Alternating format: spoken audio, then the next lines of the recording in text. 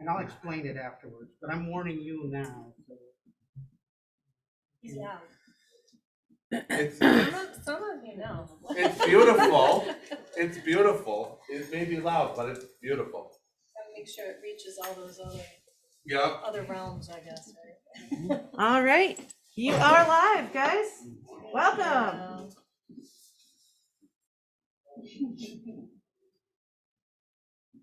Elegbara akoko Elegbara akoko Elegbara akoko Elegbara akoko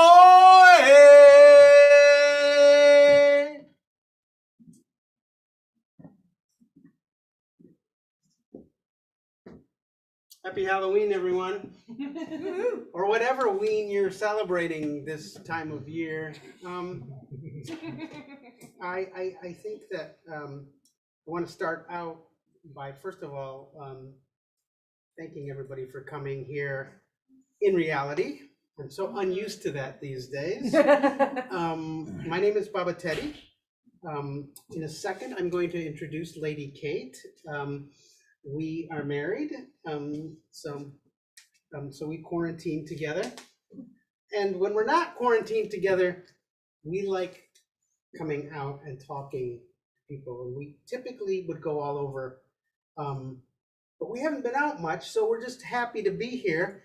And for all of you who are at home in the this is the studio here. This is the studio audience, right? And then out there in the real world, because we're all virtual here.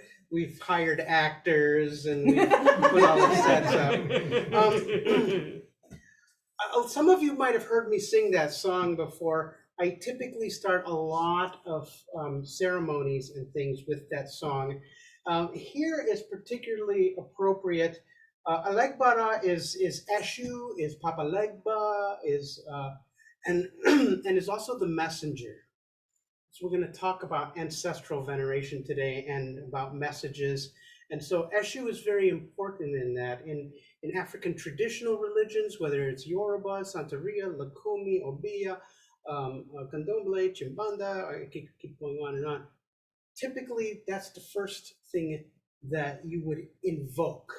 All right, so that's an invocation. For those of you who are regular witches, I'm an irregular witch, that's the same as Hermes. That's the same as Mercury. That's the same as Loki. That's, the trickster messenger energy is called in first. So we formed our circle. And so before you all were here, we formed a circle. And we have Eric Durkee here today as a special guest. And we actually did a sound circle. And so we formed a circle. We did a drumming. We talked about healing. And so all of that stuff happened before all of you were here. And now we're going to talk about ancestors and ancestor veneration. We're going to do it in two different parts. The first part, we're going to talk about modern speaking to the dead. All right. So there will be a time here where Kate talks, and then we'll have time for questions, and then we'll have time to do a little bit of what we call gallery reading. It's going to be a little bit different. So for those of you at home, you'll see there's a chat on the side there. What we're going to do is, or what we're going to attempt to do, or actually I should say Kate is going to attempt to do this, is that we're going to open this up. And so this is an actual ritual that we're doing right now. So one of the things that's very important is that you hold your questions to the end, and that Kate is going to be working in what we think of as double attention. So it's important not to talk while she's talking, because she's also listening, all right? And so the people that she's listening to is not you, because you're all mostly alive, mostly. But also, this is the time of the year when the veil is the thinnest. And people ask sometimes, why do we say the veil is the thinnest? Because you've all heard that. But if you can imagine that for millions of years, we wake up from our caves in the winter, and then we start preparing, we start clearing, we start seeding, we start sowing, we start watering, we start hoeing, we start all kinds of things. And then we harvest, and then we harvest again, and then we harvest again. And the final harvest for a million years, in the fall, the leaves start to drop, the work starts to be done. The things that have been born can start to walk around on their own. We are much more settled as a species, as humans, but also as animals. Also, the flora and the fauna is at a place where everything starts to rest. And so when we say the veil is the thinnest, what we really are saying is our veil is the thinnest, right? So we drop our masks and we relax and we stop being busy. And so our ancestors are out there all the time. Having been alive, they all understand that we are often too busy for them.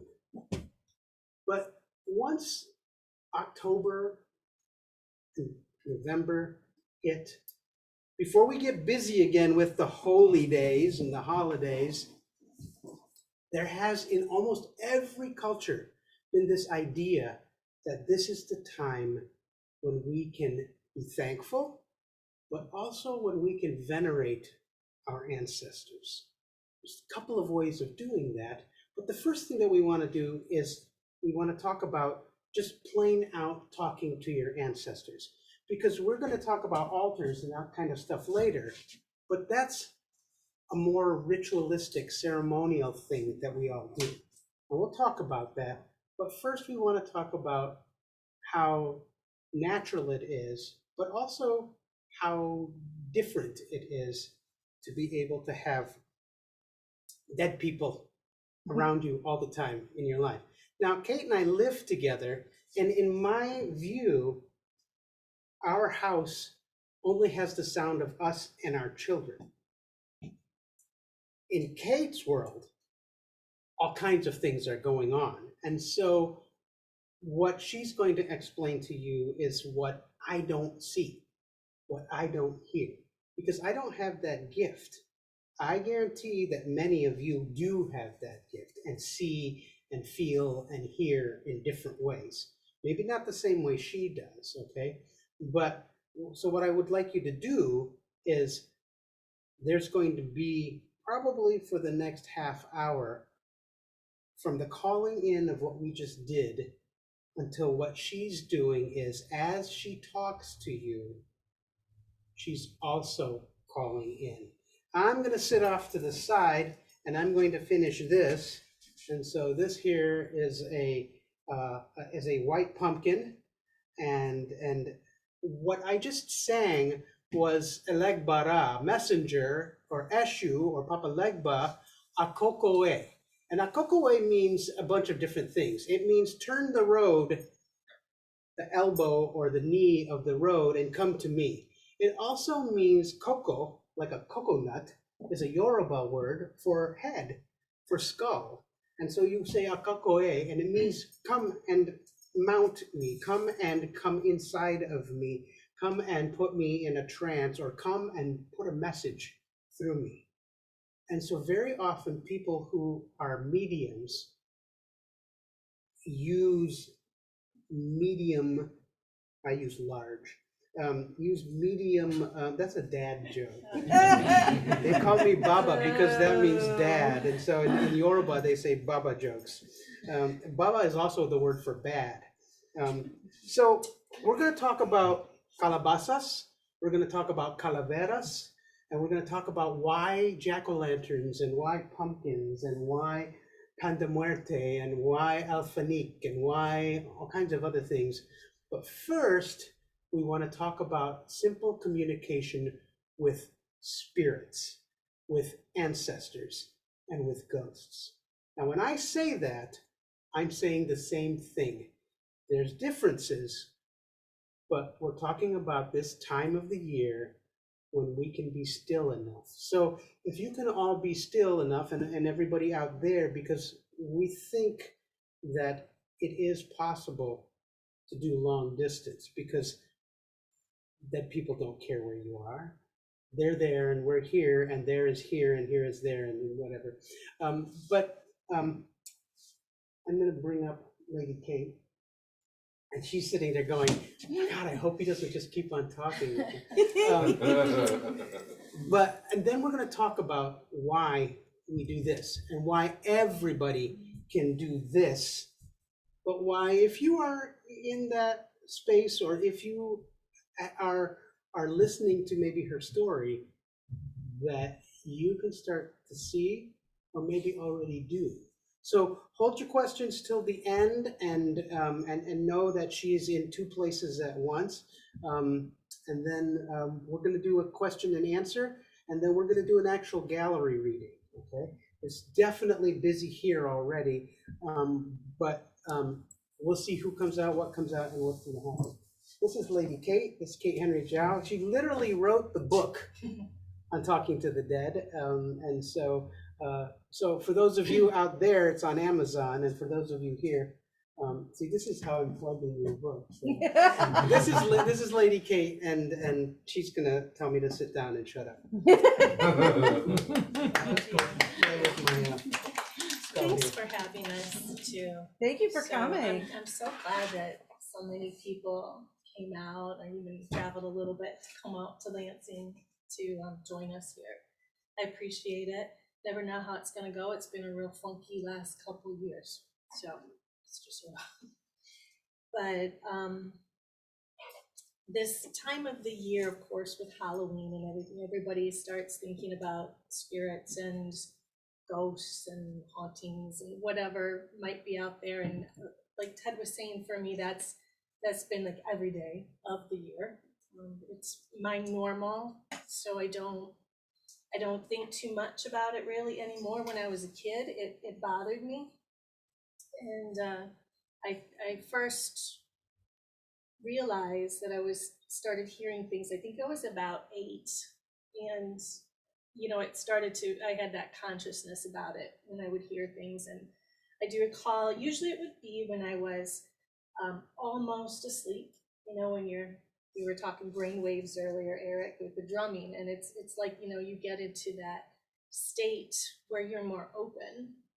And the first time I heard it, I thought, oh, somebody came to visit. I'm like, that's odd, it's late. I wondered who it was. So I got up to sneak downstairs and check it out, but the house was dark and everything was quiet. Everybody was asleep. And I thought, oh, well, maybe I was dreaming, and I went back up, went to bed, laid down. A few minutes later, hearing chatting going on again, and it just started kind of like that. I thought, well, that's kind of weird. But lots of things at that point were kind of weird in my life anyway. But it's difficult. At least for me, it was difficult, like Ted said, to be sort of listening to two worlds. I would often feel like I would have a foot in one world or the other, and it was really easy for me to get lost. Like we would think about trancing out, or just moving into my imaginary world.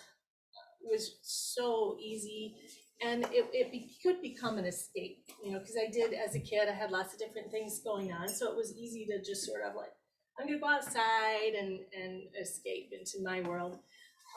Lots of, they knew me there, lots of people there, so it was cool. But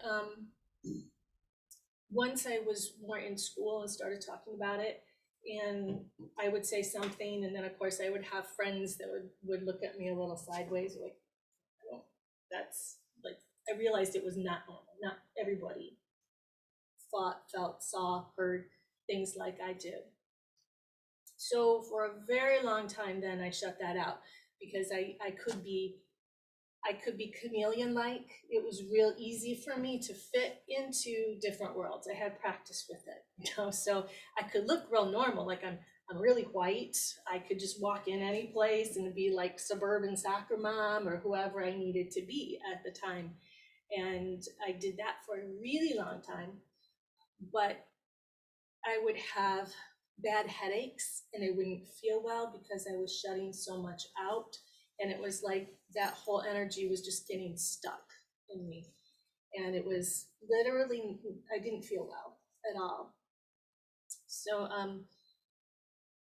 but I also, when I was older, a little bit older, I think I was in my 20s at this time, I was with a couple of friends in their store, and sitting in the back room, they owned a jewelry store, and they were very into spiritual things. So of course we hit it off, so they have like their Ouija boards in the back. I think it wasn't a Ouija, it was like that psychic circle board.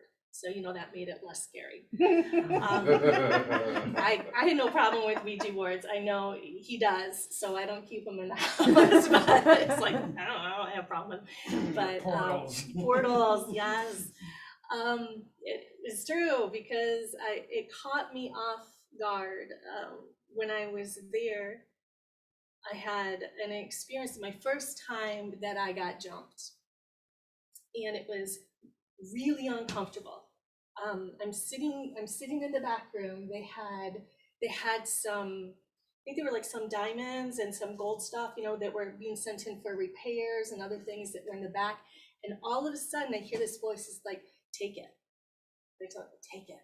And I'm going, what the hell? It's like, that's not me. It's like, I don't steal things, and I don't, but it was like this really bizarre urge, like, and I could hear this man telling me to take this, but it wasn't, it was like in me. It was like trying to move through me. And I looked at my friends, I'm like, okay, I need some help here.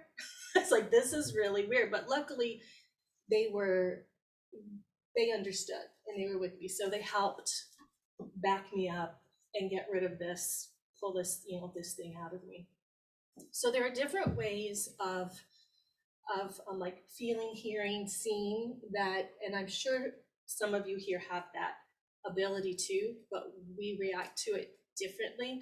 One of the things that happens to me, and again with these same two, they were sisters, these same two ladies, was that their father had passed away and he was coming through me, but I could feel how he died. So again, it was really uncomfortable. I thought maybe he had drowned because I was having, my chest hurt and I was having trouble breathing. I felt like I was drowning, and he had emphysema. So he did basically drown when he died.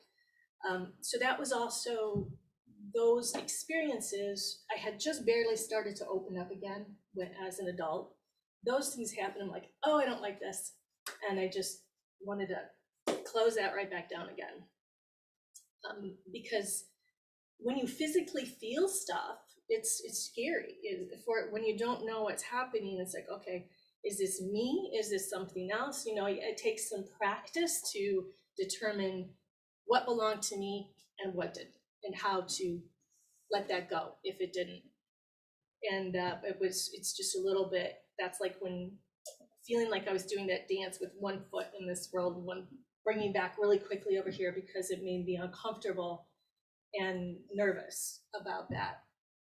But again, shutting it down just doesn't work for me because there's like, I have this picture of like a doorway and all of these people on the other side of the door pushing in, and it's like kind of like those, you see those scary movies where like the hands are coming around the door and they're like pushing in, and I was on the other side like trying to hold them back.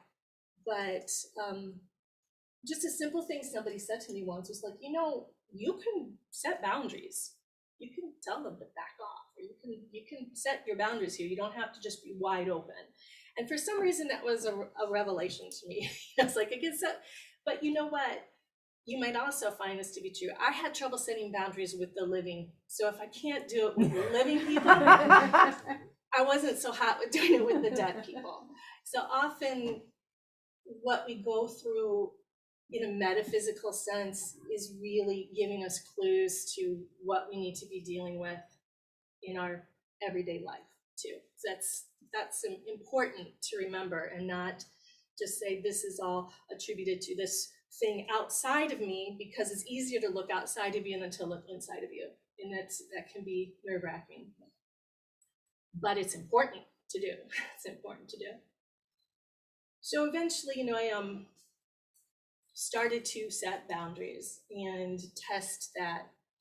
And I have to say that even now, sometimes I get a little nervous because I want to be able to open myself up and I want to be able to hear, but I always have this part of me that's like, I don't want to get jumped again. I don't want to feel someone like getting in me and feeling, it makes you feel a little crazy, it makes you feel like really uncomfortable. I do feel more comfortable doing this type of thing with Ted with me because he understands energy.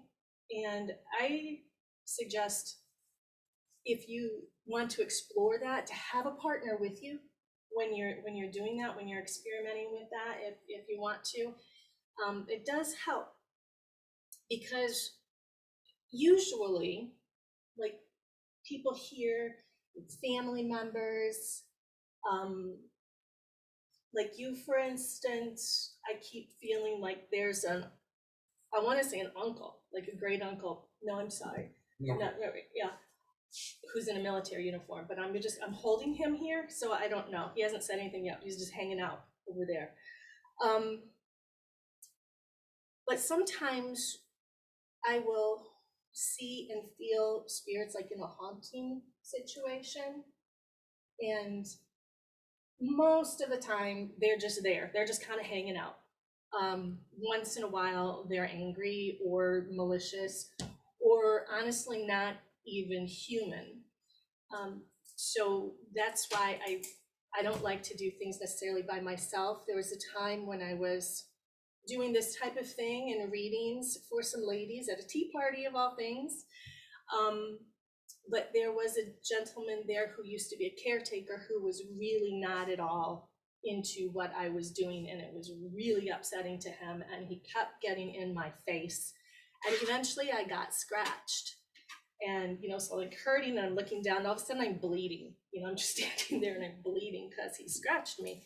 So at that point, I had Ted with me. He just kind of backed me up. So there's like, if you're with somebody who understands energies and can shield and use chakras, or use your physical energy to push out or to move, because that's all of that is an energy.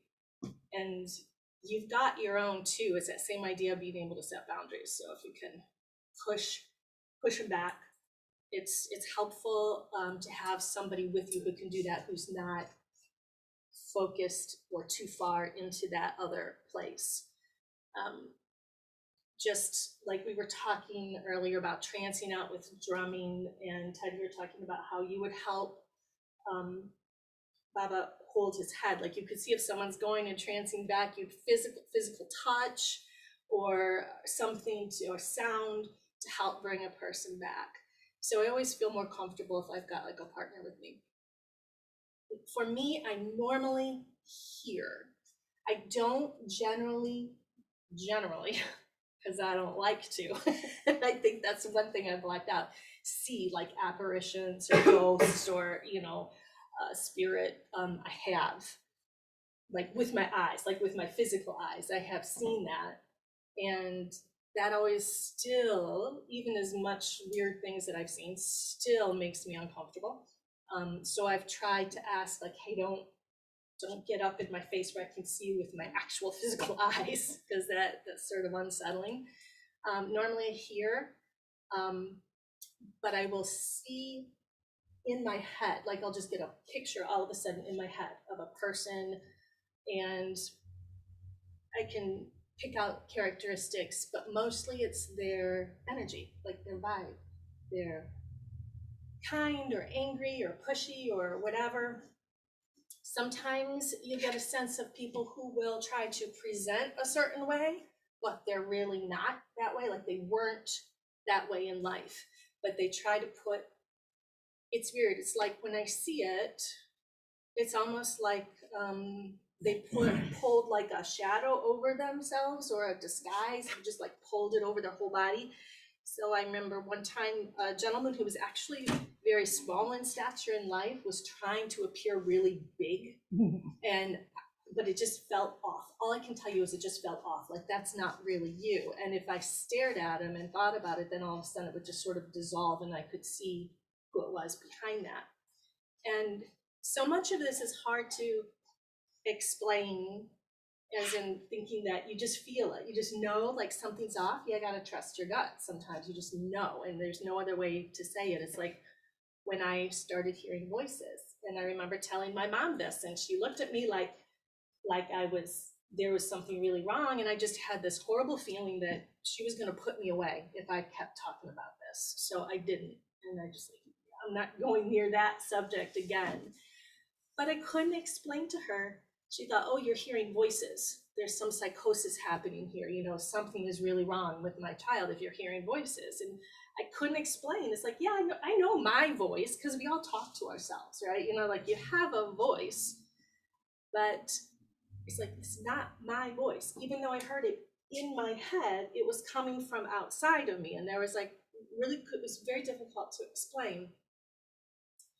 But even people who disassociate or have multiple personalities that I've talked to hear voices or hear things, but even then, majority that I've spoken with know that it's like their voice, even though it's they think of it like another personality, another person or something in their lives. They can still hear when it's their voice on some level, in some way that they're dealing with something, so that they've split and created this thing that they can. I think it actually is a really creative way to deal with stress in your life. I think that's smart, but even then, majority of the time, people know that's like, that's me, that's my voice. And so then you hear that there's outside of you is different, even when it's inside of you. So if it's something though that like you're interested in doing, or you have done this to a degree, but you want to get better or do more, couple of the things I would suggest is like have a partner with you just in case. Depending on how you do it, if you know, being some if not all of you being witches here maybe traditionally would cast a circle for protection, you can do that. Do something to set your brain to get into that space, to get into those brain waves. So it's kind of like an awake sleep thing, and or daydreaming, like when you daydream, kind of like that. Everybody has different things that can help put you into that space, and you'll find it. Just experiment with it. You might already know what it is. Certain sounds will do that for me. Smells can do that for me. The smell of sage, for instance, will switch me over into a more meditative state, because I used that traditionally for before I would start something. So there's like, it builds those patterns in your head. Certain music will do that for me. Didgeridoo is a big one for me. That goes on and I'm gone.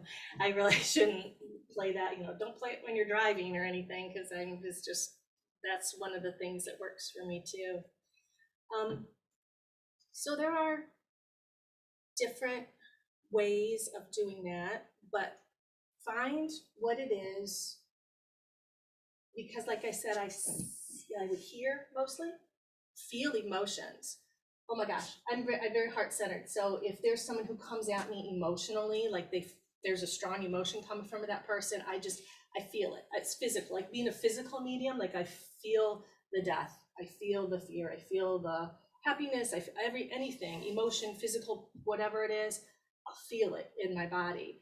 And that takes some getting used to, and you want to make sure you're not holding on to it, for sure, because you don't want to get sick. You don't want to take something on or take a spirit on and physically start to deteriorate. But there are people who just hear words, hear actual conversations. Sometimes it's a knowing where it just comes into your head and you just all of a sudden know. You have no idea where it came from. It's just bam, there it is, like one whole big picture. So there are many different ways of smelling is another one. I'm sure a lot of you may have smelled something like from a memory, perfume, or a baked good or something, like maybe that you associate with someone. Cigar smoke is something that a lot of people will smell if there were smokers, that will trigger something. You know someone's around. Usually it's family. Family's with us all the time. Even, I've had lots of questions from people who were adopted and don't know their family. Like, we can get into that when we talk about altars and ancestral altars. Or people who have struggled because they came from an abusive family and you don't want that around you. In which case, sometimes again, it goes back to the boundary issue. But more often than not, there's somebody in your line, even if you have to go back further, that really has your back, that really wishes you well, that wants you to succeed in life or to help protect you. And I think it's important to acknowledge where we're from to help us sometimes move forward in life. When you think about the times when I feel like I can't do something, or I'm afraid, or something's going on, I remember people in my past who have paved, literally, like they've paved that way for me. They've already sacrificed for me. They've done these things and gone through these scary things for me, and remembering them really allows me to then feel the courage to do it on my own and move forward. So ancestors are, I think, very important to the living. In addition to that, there are times when, we think of things as often linear, and like I just said, what they did for me, and now I'm going to do this and move it on down the line, like it's all moving in one direction. But it works backwards too. So if maybe you had an issue with an abusive parent who's passed, or something that's happened in your life that you can't resolve with that person because they're no longer living, you can still resolve it. They're still there. They're still able to get a hold of them or to do something that when you heal, it moves it backwards and it heals them, even though they're not present anymore. So it works both ways. It's not one direction. It can work back into the past, which I think is really good, especially if you believe in reincarnation. You want those souls on the other side to be able to heal and to feel good and to be able to move into whatever next evolution they have, with maybe a clean slate, or at least cleaner slate. And so that's important as well.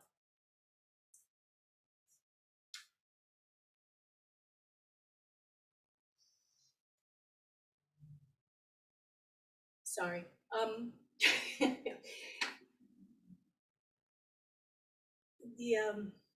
I just lost it. See, that's what happens to me sometimes. I start talking about the dead and like step over the line. You'll feel different things depending like on how you function, how your energy runs.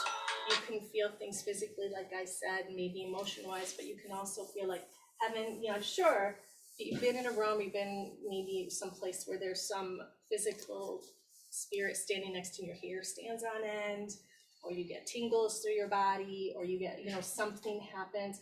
Sometimes it's as subtle as you feel sinus pressure, because it's like the pressure in the room changes, and if you're really sensitive, you can feel it in your sinuses, or heat or cold, depending on that too. You can feel like cold spots. People talk about, you watch all those shows and they walk into cold spots, or you can I've walked into hot spots as well.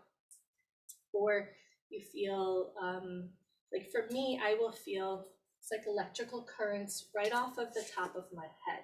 So you think about that crown chakra area. So I get it like all of a sudden this, I don't know if it's coming up for me or it's coming down into me or both. It is just like when your hair stands on end, but it's just right in the top spot. That happens. I've been able to determine then, usually if it's right through there, that's a human spirit. That's usually mine, because I normally just talk to my people. But so I know that that's the case. If it's out of my gut, like out of my womb, I'll feel it in that area. Generally, it has to do with a living person, and more often than not, my children, because it's in my womb area, you know, so it's that like connection with my babies.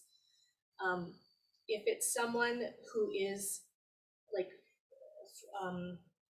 what you think of as a ghost or in a haunting or something, and then I'll feel that electrical tingle, but not out of the top of my head. I feel it where they're standing. So, you know, I could be talking, all of a sudden I'll feel someone just walked up right next to me because this whole side of my body just went up in flames, so to speak. Like it's just, there's tingles all over. And I know that right now, and hopefully I'll be able to hear them in a little bit, that the reason I say that is because the room is really filling up.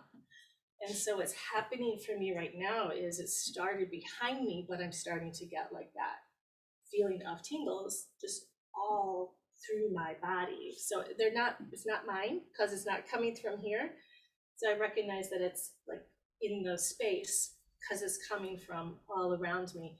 It almost makes me a little bit dizzy when that happens. So I don't know if you have like particular questions right now or anything, or maybe how, if you wanted to do this or want to, or do it and want to maybe perfect it a little bit, if you have questions with that. I don't know what else. Elaine, what did yours?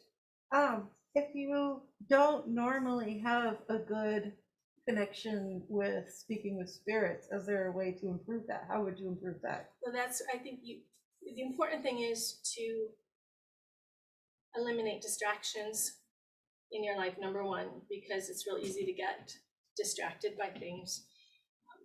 I love to be in a dark space, again, because of the distraction thing. I like sensory deprivation in a way, because I don't want to be using my normal 5 senses. I want to switch to my 6th sense. So if I eliminate the physical part, it really helps me tune into then that intuitive side of me. And so if you, and like I said, I mean, to go with your comfort zone, but I prefer to have somebody around when if I'm going to do that, or at least when I was practicing now, it's just like, you know, somebody might be there or not, they're just like around.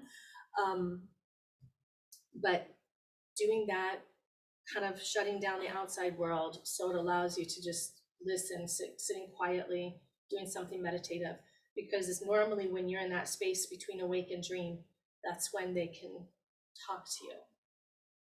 And then just keep practicing that, and trusting. That's really hard too, trusting your gut, because something may come to you that just sounds really weird and off the wall. I still sometimes have trouble with that in readings. When I'm doing readings, something will be like, it doesn't have to make sense to me though, and I have to trust that what I'm putting out there will make sense to who I'm talking to. And sometimes that's hard because nobody wants to look a fool, you know, but you know, we do. I'm talking to dead people, so I'm already there, right?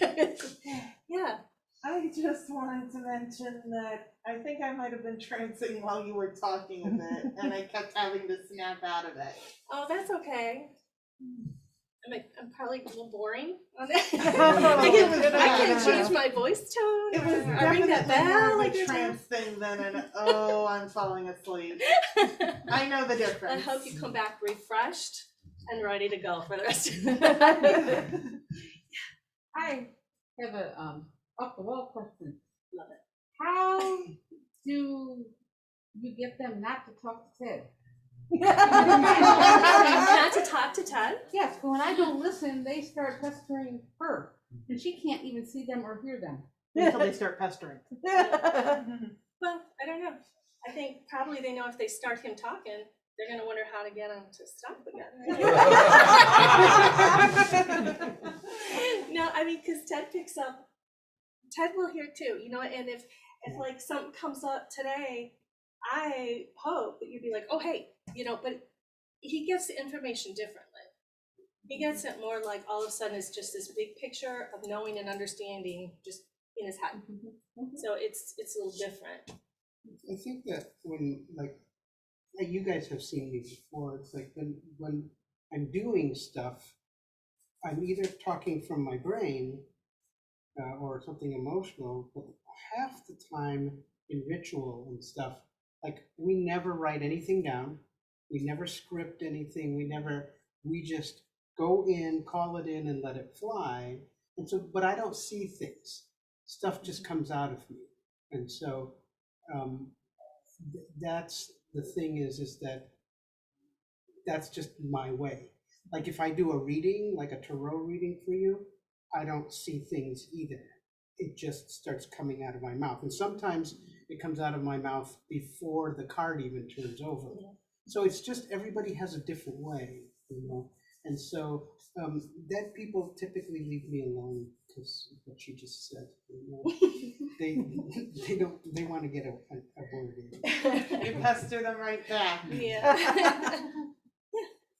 Okay, now I get a lot of audio when I get messages. Is there a better way than getting audio versus getting visual? No, I don't think it matters. Okay. You know, I mean, everybody, you know, just like some people might be allergic to soy, some people can only drink soy milk. You know what I mean? It's like, I don't know if that's the best analogy, but our bodies, everybody is different. And all of that information gets run through our physical selves. That's just because we're in it right now. You know, that's what we have. So everybody's chemistry and energetically runs differently. And that's why I'm saying, like, maybe you hear, but you don't see. Maybe you see, but you don't hear. It just depends on who you are. And I don't think there's one way or another that's better. You just, as long as you're getting your messages and you're being guided in some way, and I think that goes back a lot to trusting what you're hearing. And like, it took me a while when it would first happen. I would listen to my body and where it was coming from, how it was hitting me. And I started to see patterns, like I was saying. If it's off the top of my head, I know that's family. If it's like around me, I know that's somebody else. If it's in my womb, I know normally that's my children. So it was like in different parts of me, I would receive the information, and that just alone would help me to understand the message then, because I would know maybe who it was for, or for me, or for not, or alerting me sometimes. I still have times though, I'll get, like, call my head tingles, I'll get head tingles and I'll stop and I'll try to listen, and there's just like nothing. There's just radio silence, other than I know somebody's around, and it's like they're tapping at me and trying to get me to understand, but I just don't. And you know, it depends so much on where you are in a day, what stresses you have. For women, I think hormones too, it fluctuates so much. If you've eaten or if you've not eaten, or you know what I mean? It's like, maybe you're dehydrated. It's like everything can factor into it. And it's not a guarantee. It's like, I'm hoping today, because I can feel people around, I hope I can hear them. You know, I know they're here. I can feel them here, but will I be able to hear anything? Or, yeah, I don't know. It's not a science. It's Wait, not guaranteed. I hear something. No, it's a chat. Is there somebody on the? Yeah, are there questions on chat? Are you Not answering? I can't- questions. I can't There's a see. couple of comments. The first one came in earlier, just said thank you for offering the virtual. Oh, cool. Yeah. And Sugar Spindles says meditation, sitting in a development circle on the same day of the week at the same time with the same people the spirits know. That's true. creating patterns, you know, it's like when you do any kind of rituals are great because they create patterns, they create pathways, neural pathways, so that when you do a certain thing, your brain automatically goes to where it needs to go. And that's just, you do it over and over and over again, and you create those pathways. It's like, you know, when your dog is always running around the fence in your yard and making that path. It's kind of like that. You want to have that path so that when you need to hop on it, it's there, it's ready, you know what it is. So I think that's really good. Maybe the same time, the same day of the week, the same music, the same whatever, so that Smell. same smells. Yeah, so it Smudge. depends on what you relate to. Definitely. Okay, my question before I get into it is sort of a story that happened in my life that's very synchronistic. I had taken care of my mom for nearly a year. She had COPD and Crohn's disease and was smoking for over 40 years. And we knew that she didn't have long to live and all that. But years before that happened, she has a cousin that lives in Grand Junction, Colorado, who she told me all about belly dancer, very spiritual person, massage therapist. My mom's taken several trips over the years to visit her and told me how beautiful the mountains were there and everything. So for years, I've always wanted to go there. So exactly 2 months after my mom had passed, I randomly friend requested this guy on Facebook who's a reggae artist. And we started chatting right away. He said, I'm leaving in 3 days to go on the West Coast tour. He says, I had another hand drummer that went on a few tours with me, and he is supposed to go on this tour as well, but he's actually 2 weeks prior. So I ended up sending him some of my drumming videos, and he says, if you want to go, I'm leaving in 3 days. So the second show on the tour was in Grand Junction. So my question to that is, do spirits, are they able to line things up in your life to make big things happen, and also work with other spirits to have that? Yeah, definitely. I think our families do that a lot for us. And personally, I work with a group of spirits that would be like ancestral, but really old ancestral. And they definitely move things for us. Big picture things, generally, like ancestrally, they'll really help you day to day career. I have a couple of uncles that whenever it's a business thing, they step in particular because they owned businesses and they were entrepreneurs, and so a lot of guidance I'll get from them. You know, if it's an emotional thing, relationship thing, you know, generally it's my grandma, and she will come in and set straight, and and then a lot of times, you know, you'll have those ancestors who see the bigger pictures in your life too, and I see it as it's like this chain reaction in a way, like when you have access, because they're not in physical spaces like we are right now, they might have access to another person. You know, they see things differently than we do. So for instance, you know, the guy that you want to tour with perhaps has an ancestor, and you know, yours put a little bug in their ear, which then put a little bug in his ear, that, you know, to move things that way. I definitely see that happening a lot. I think that's another reason I like to, we keep ancestral altars up all year round. My dining room is sort of dedicated to ancestors because, you know, it's around food and eating, and my family's always food is love, and that's family. So I keep my living family, I think, you know, in my kitchen, although grandma's always with me in the kitchen because she's really opinionated about cooking, and I never do it right. But we're getting better though. I'm getting better, so she's easier on me now. But I keep them up year round. I talk to them all the time because I do think that they will step in and they'll help. But we need to ask them. I don't generally speaking, I don't think anybody's gonna help really unless you either ask them or there's a bigger picture thing going on where maybe it's not even about you, but it's about someone around you. And so you need to be in that spot because of this thing that you never even see or understand or know. But I see it as they see a much bigger picture. So we've got those close to us that help like smaller personal things. And then there's like bigger picture ancestral energies that really move stuff. Our ancestors care about our children, not us so much. Yeah, no, it's true. It's true. It's like, you know, you're an adult, you've done what you can do, whatever. We're looking at this person, this little person down here, and so you need to be doing that for them.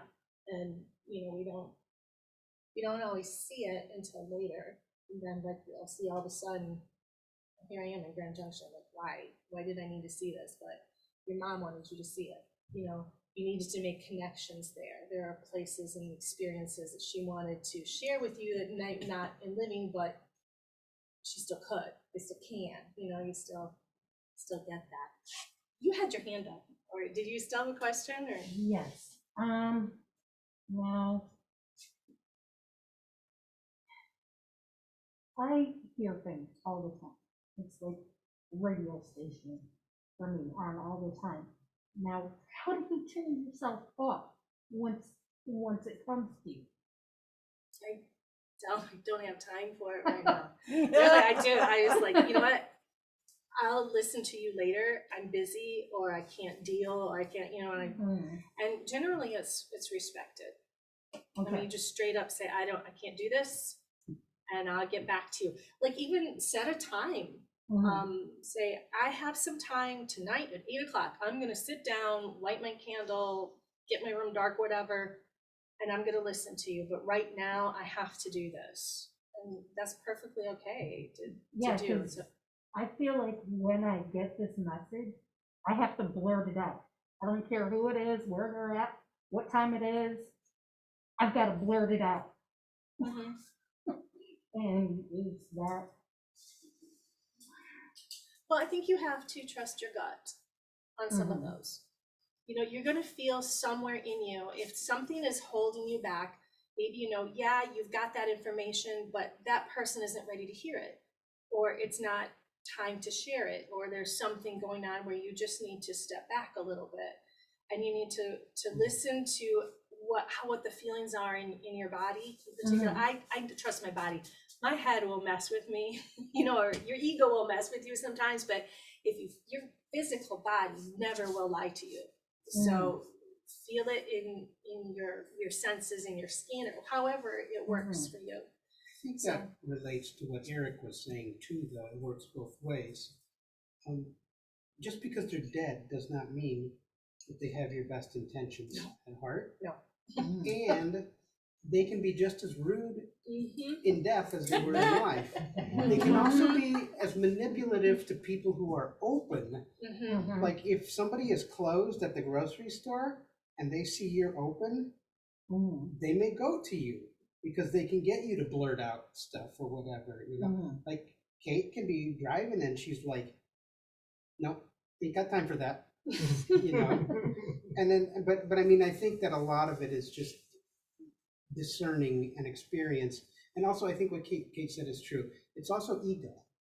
I think that just because you can doesn't mean you should, you know. And I think that's just like spiritual maturity. You know? And I think practice, trial, error.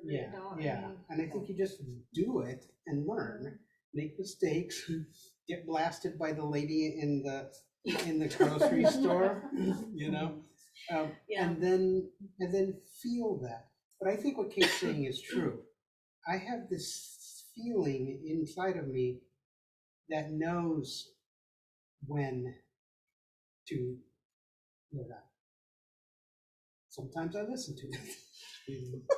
But I do think that, like, you know, like, and I have, you know, ADHD and OCD and autism, and so sometimes I don't know, and it's taken me, I'm 60, and so 40 of the last years has just been learning how to use it for the good, you know, and not just seem like I'm rambling, like I'm sitting here doing now.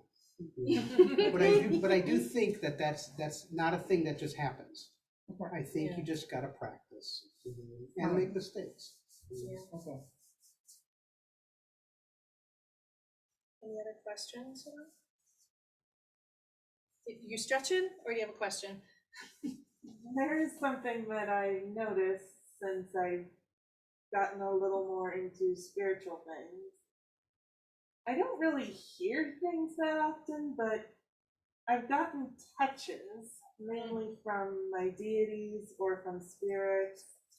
Like the first time Hel came to me, it was a touch on the cheek when during her invocation at a ritual.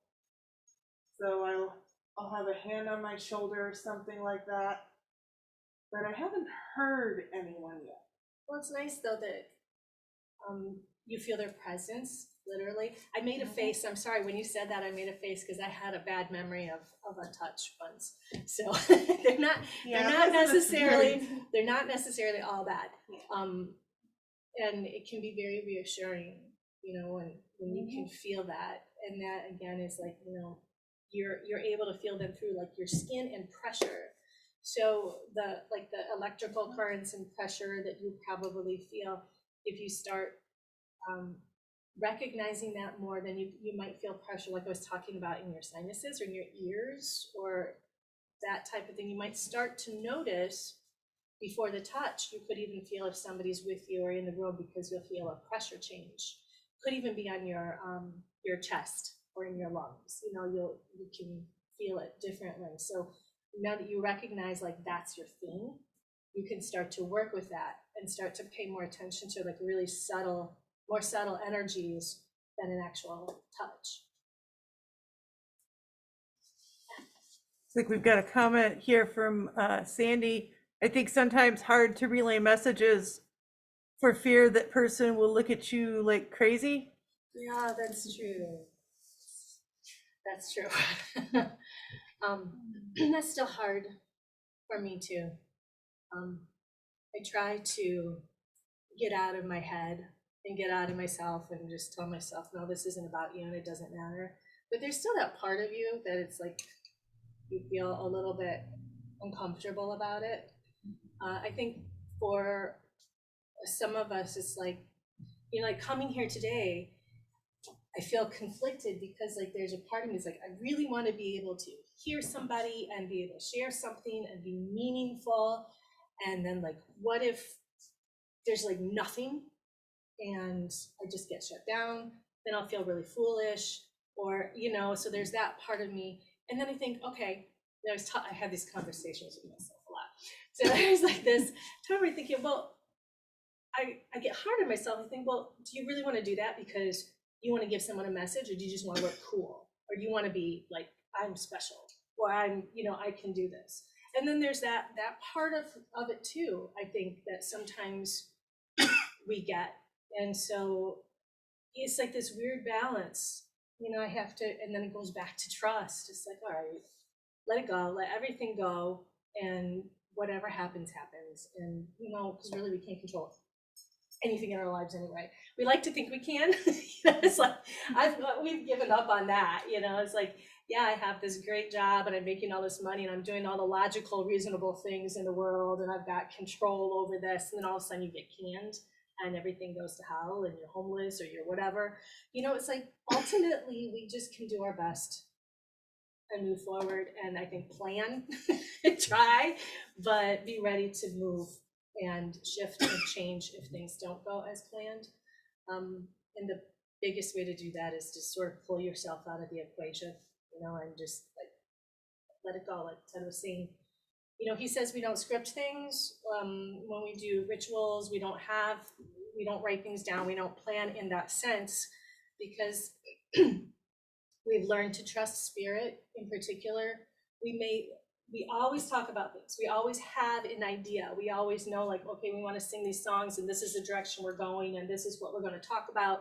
But then all of a sudden happens, you know, something happens when we're there, or we talk to somebody and everything shifts.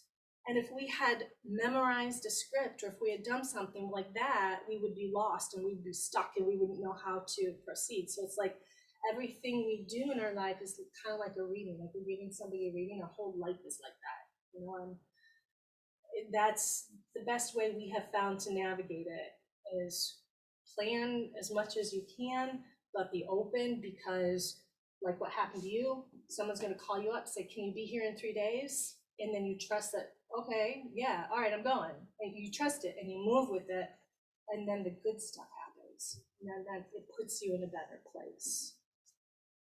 In our tradition, we have a saying that once you start the ritual, once you cast the circle, it's going to be what the gods want it to be, Right. not what you want it to be. Right. And Yeah, the like second you could- say yes is when the ritual starts. So like, we're having a conversation with Elaine, and she's like, hey, what do you guys want to do? And that's the first thing, is like, oh, I have to write something for somebody that sounds cool so everybody will show up. And then you show up and And it's they're like, oh, that's not it. hopefully what you show up for is better than what we thought, you know. But I think generally, you know, I think that, like, generally we know it's time to get out and do gallery readings, because almost nobody does them anymore, you know, because it's become like Long Island medium, you know, and everybody has this sort of ironic sense about this stuff. But when we used to do this all the time, you know, there are times when nothing happens, but there are also times when people have their lives changed. And it's the sense that Kate has and that I have is that we're here for that one person. And we're willing to take that risk, or we're willing to be wrong or misinterpret what's going on. I remember we were at the Gypsy Goddess Festival or something like that, and Kate's talking to some woman, and really it's the woman next to her, right? You know, who has got, and so that woman is just like looking, going, no. And the woman next to her is like, ah! Yeah. So yeah, I think that probably we should get into that, and because that's a nice segue to see what you can do. Yeah. Well, I'm gonna sit down then. All right, I'm going to. By the way, this is Hecate. I'm going to talk about her, and she's really Hecate, or Hecht, and so we're going to put her on her throne. So we're going to talk about her and why. But also, before we start, I want you to know that she and her 3 children and the Pan de Muerte and all this money is going to be auctioned off at the end, and to support pagans in need, which we will talk about. But for right now, we will light the candle, and Would you guys like me to dim the lights? Can you? Yeah. That would be the- awesome. The front one. yes, Yeah, that would be great. and I'll sit here. I know, I always feel like you see a lot of things like this on TV. This is That's good. good. That's okay, yeah, that way That's we're good. not completely No, dark. this is good. It gets real dark in here. Turn them off. Real dark, real fast. A lot of things, you know, like you see things on television and all that, of course, have been edited. So, you know, there's no weird laps or weird, they cut all that out. So you feel like that's not real. That's not how it works. But I will certainly try. What is the relationship between Pan and Hecate? Well, we'll talk Pan? about that later. Oh, Okay, so oh, it's a, But yes, good question.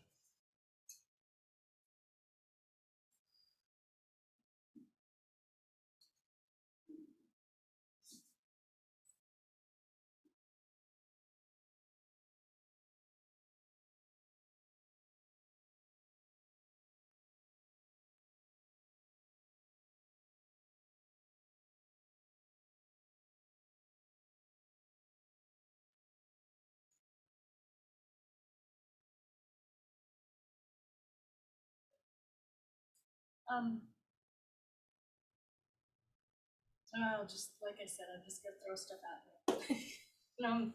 Over here, someone's got a grandma who, she's not saying anything, but she wants to give everybody cookies. And I just see this woman here handing chocolate chip cookies, like right off of the pan. And without, or something about like gooey fingers, laughing about the chocolate mess and chocolate chip cookies. It's like she's laughing.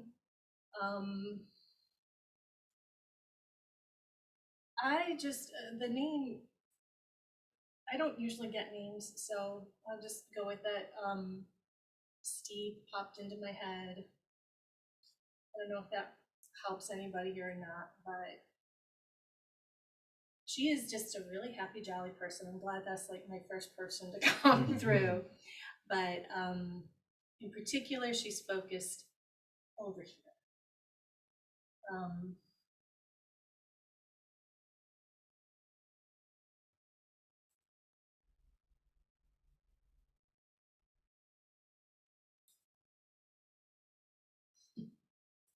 It's not about us, but Ted's grandma is here again. She used to do this kind of thing. I feel like she's well support. Maybe crowd management.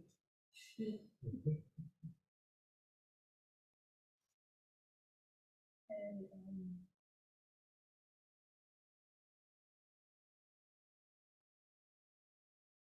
lots of singing now. There's gospel. I don't think that's her though. I'm thinking it's associated with her because I know that about her, but I don't believe so.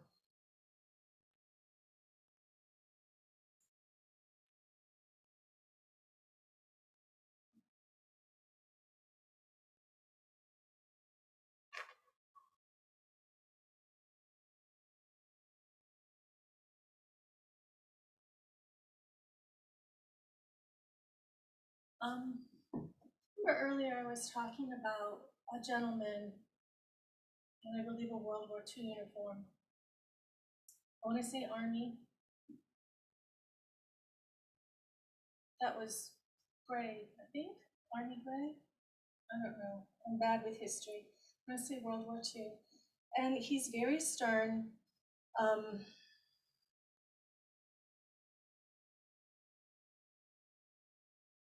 I'm not sure. Before he was standing next to you, sir, but I don't know if this is just over here. And he just keeps saying, man up. Like he's really, something's going on in a life over here where he's very stern about it. I don't.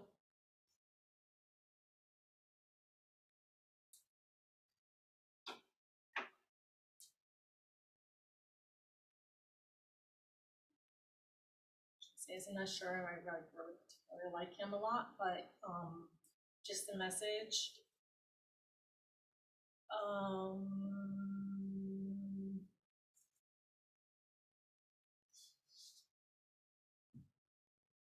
I think it has to do with you, Nancy. That there's a money issue, and he's all about taking charge. I keep hearing like he's the way he's positioned, the way he's just like that. You need to just man up. So something, it's written down like numbers, and to whatever you're doing has to be done very logically and almost with a sense of bravado.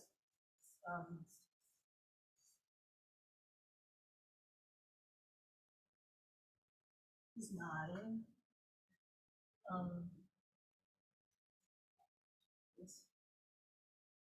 So be brave and take charge and just do this. Oh, it's your dad? Yeah. Okay. Pardon? Maybe, Marines.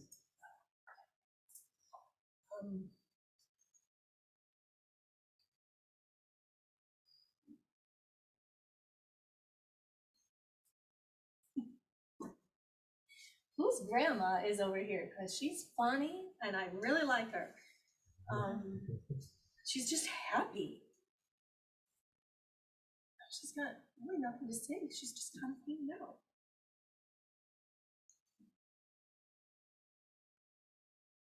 At first I wondered if it was mine, but as the description went on, I went, no, that's not It's mine. not hers. Nope.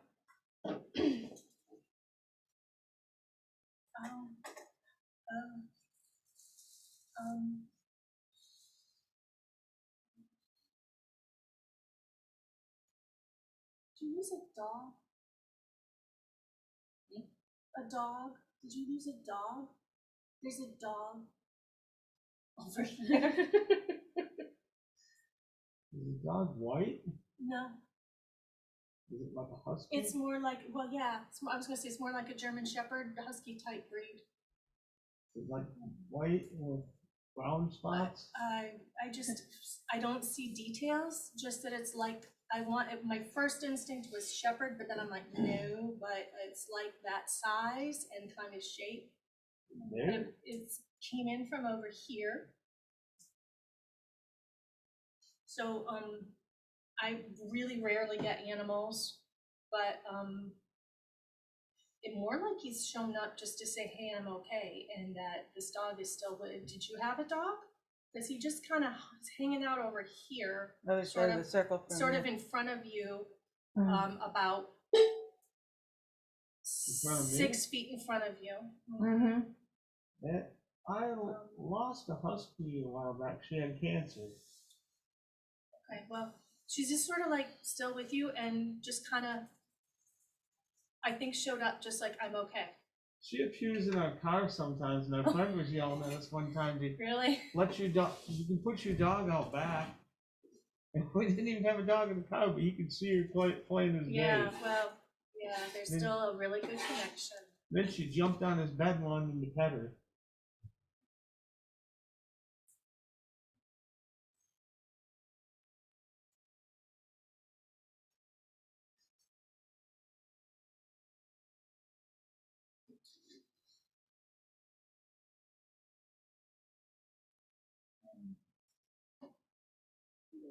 Elaine, what was this place before I you were was- here?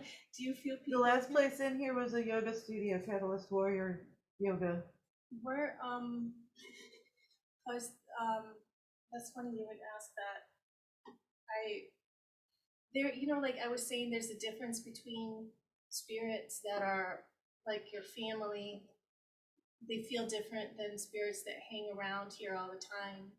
And I was just gonna ask you if you hear anything, if there's knocking, if there's stuff that goes on when you're here alone, because there's something here and it feels male and it's not, it's like somebody who's hanging out here, but he feels older than the building.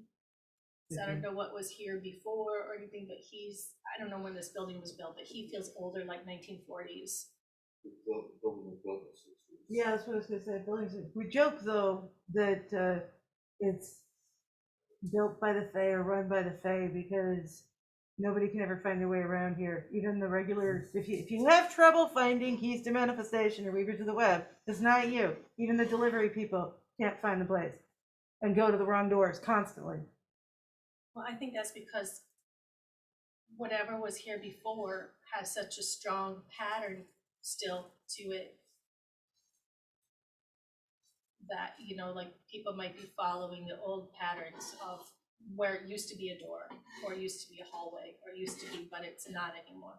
But there is someone here and I feel like he causes some noise and He does. causes a little bit of mischief, mostly because he's bored. Yep. Ah.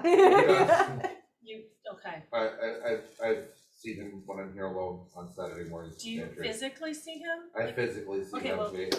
Is older gentleman, let me see if it's what you see. He's older. He's like, wait a second, because Okay. I want to trust our. Okay, go.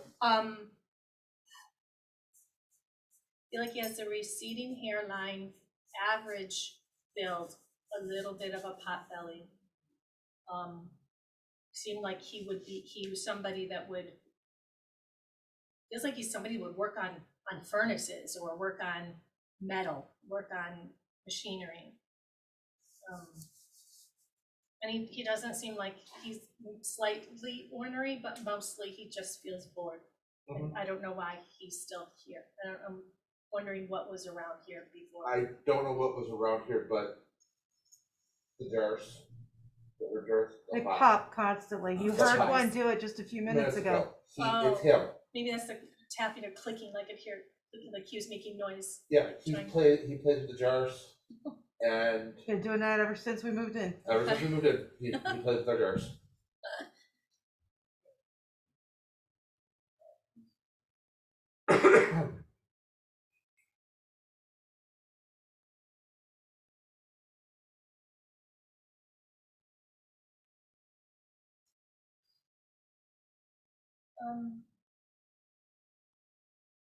I'm feeling like I don't okay. Oh, what is Yeah. Dan? Your name? Mhm. I don't know if it's. I don't know if your mom has passed. No. It's like a mom figure, but it doesn't feel like a grandma. She feels younger. But she's like a mom. Just coming through basically, she wants me to tell you that she's very proud of you. So you can take that, that's really all she's saying. I don't get a sense of like, she's like a mom. Because she's not grandma. She's not that old. But she's very proud of you. And she watches over you. And she's been with you on your journey for a while. She knew you. She was alive. She knew you when you were a child. She up in her 20s. No, she's older than that. I would say she died in her 40s, maybe.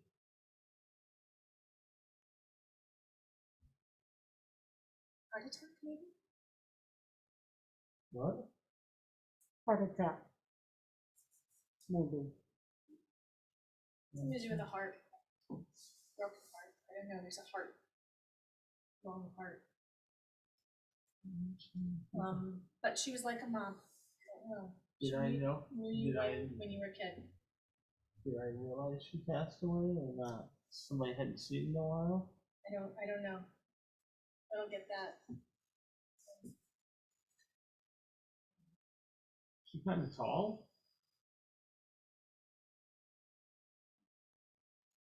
No.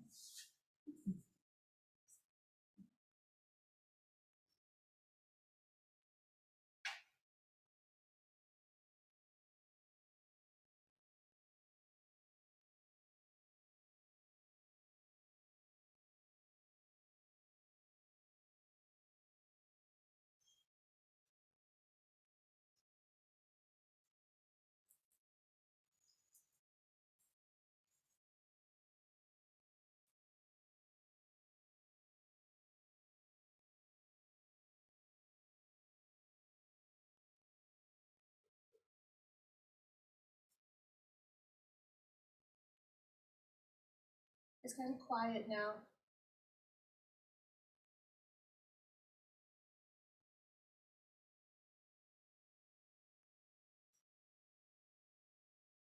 Are you sensing Just- anything online? I was just, has anybody said anything online? Mm-mm. Okay.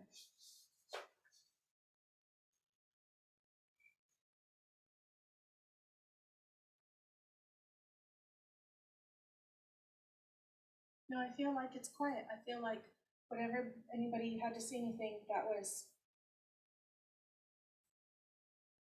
it.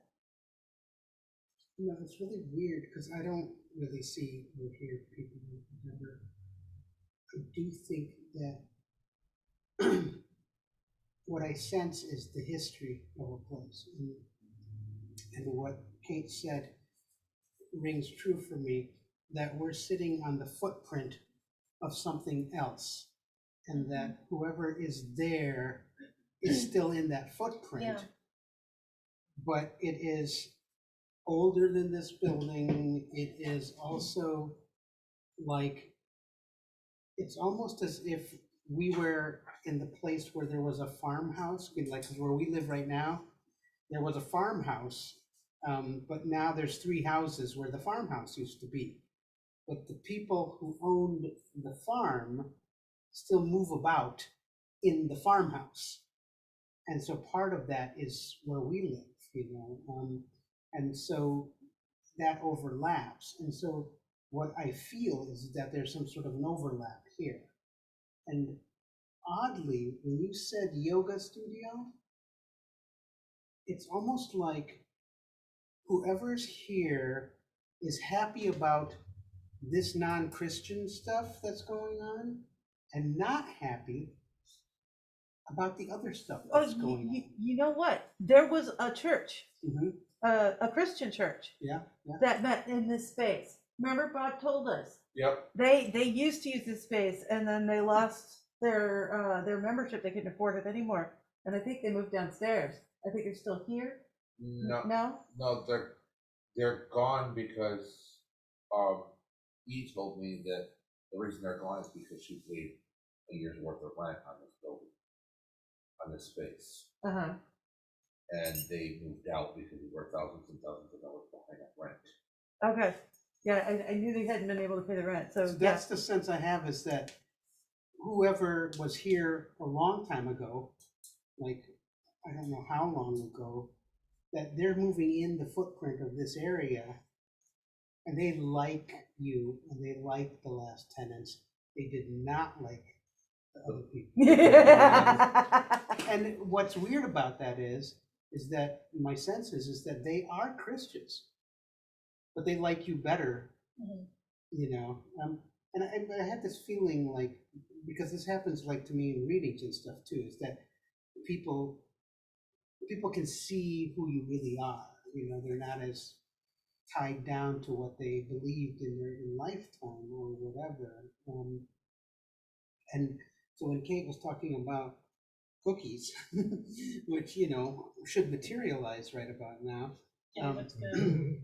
I also think that that is, even though it's foreign to the people who used to be here, it's also familiar, you know, and I think that, Is this tattoo linked to that by chance, to that spirit? This one with the Cheshire cat and all the peace symbols? Can't get my sleeve all the way up. That's the only person I can think of that she passed away in her 40s that drew that. Oh. Yeah, it does seem to be. Yeah, like Okay, when the then eyes are looking at me, it was like, there's a connection. So, Okay, yeah, oh, that's yeah, my- That's yeah, my that is, godmother then. okay, that is, yeah, because I just, Hi. that totally got the head Kinda tails. It was around. disappointed. Yeah. Kinda disappointed. um, I kind of disappointed her really bad when I relapsed just before she died. No, well, she's still with you and still watches over you. And Well, that's, she wanted It was you to rough. know. Maybe I that's OD'd why, and if you stuff. felt like you disappointed her, she wanted you to know she's proud of you. I'm still trying to, every day I battle addiction, even though I haven't touched anything in 10 years. It's, she's yeah, cutting something that sage, doesn't change. You will always battle it. and she's sitting here cutting sage. Okay. Ted, also part of that though could be what we're doing on this space. Because this just isn't a storefront, this just isn't a church. right. This just isn't a food pantry, this just isn't, this is a place where anybody can come in and feel welcomed. And feel like they have a space and have people that get and understand them. We may not completely understand, but we work and strive to get to that point, to meet them where they're at, and to understand that they have a place in the community that they belong. Yeah, that's true. It's a nice place here. Thank you again for having us. I I do want to say something though really quick that I think is important. Yeah. That was kind of coming to me before when you mentioned addiction too.